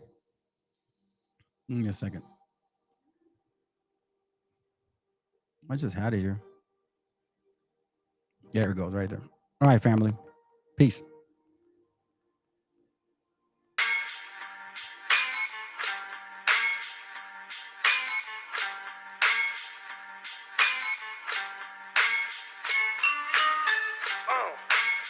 En la Plaza de Reyes, Black 50, Soplón. Yeah, ¿qué vas a saber? ¿Qué vas a saber tú? Oye, chibolito, faltomé. Pulpín de los pulpines, batería de Rapunzel, de rapeos, de raptos, de lagartos en cuartel. Cualquier la pega de cruel con un viejo coronel. Soy flojo, se me antojó dormirme en el laurel. Elevé mi level con un label y un Faber Castell. Ya un papel, lo empape con sangre de todo aquel que se jura Nobel y no ve mis trenes en la riel. What's so man? ¿Por qué no sacan la tabua? Juro por mis aguas que no te hablo por las powers. Soy chinchado neto, búscame por pico sour y te voy a meter al centro loco como Beckenbauer. Escúchame atento mi bro, que estamos rompiéndole en pro. El negro de Plaza de Reyes como siempre rompe de este micrófono. Que quiere meterle como yo pero no puede meterle taco bron. Si te pensabas que solo era un gallo, déjame decirle que se equivocó. Real motherfucker feeling on the street. Es el black shit, black sea mental de Plaza de Kings. Motherfucker, so bloom.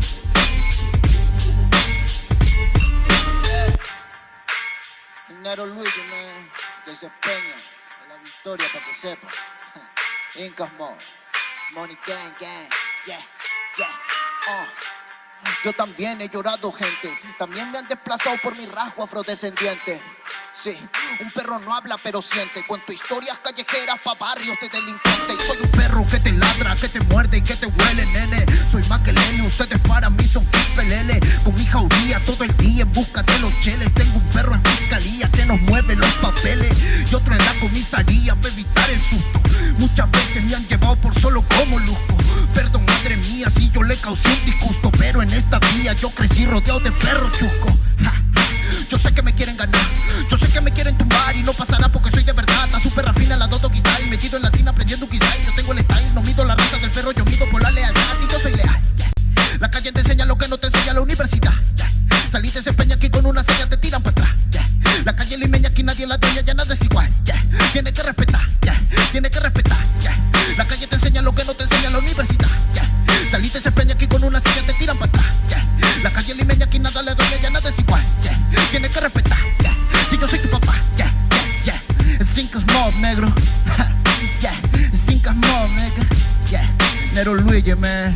Incas Mob, yeah. This Money Gang, gang, gang, yeah. Hey, yo. Yango en la maldita casa. Me llaman pa' que les dé al menos una vez al mes. Se metieron al lago y olvidaron que era el mes. For everybody bless. La fama es una puta, me está llamando a las 3. Dile que llame después de las 16 y 25. Volví de la infancia de Abraham Lincoln. Con fuerza ya inco, luchando para salir del rincón. Letra callejera en CD brinco. Under del under, puede que tu viejo te lo mande. Sale de vez en cuando como el cóndor por los Andes. Mi cuerpo no es de madera como Dandy. Antes que me branden, yo seré la ola que los expande.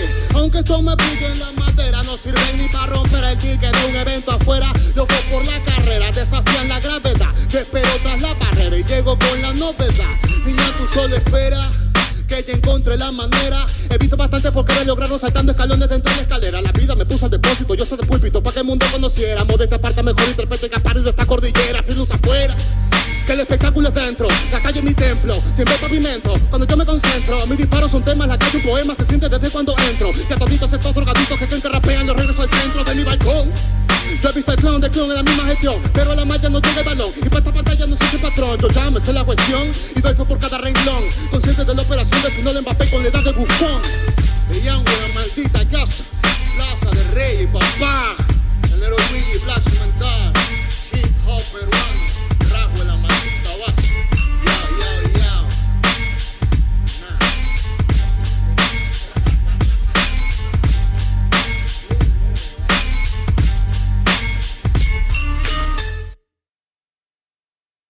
Simply spiked. Tastes like your favorite juice, now spiked.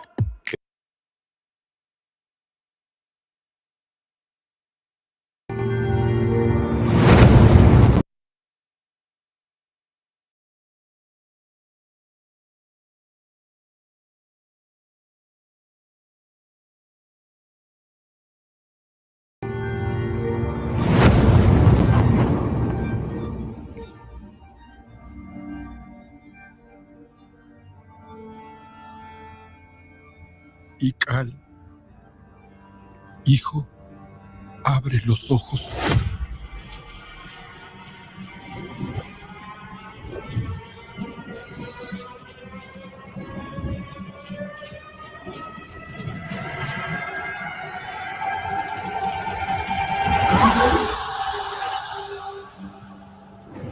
Tu cuerpo se queda con nosotros, pero tu espíritu debe seguir.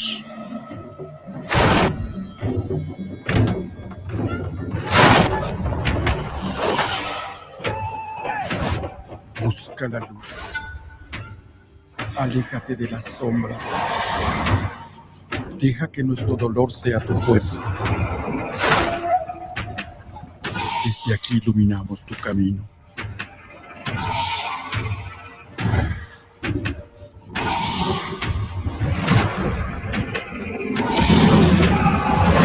Lucha como nosotros ante esta pena tan grande. Yo soy tú. Tú eres yo.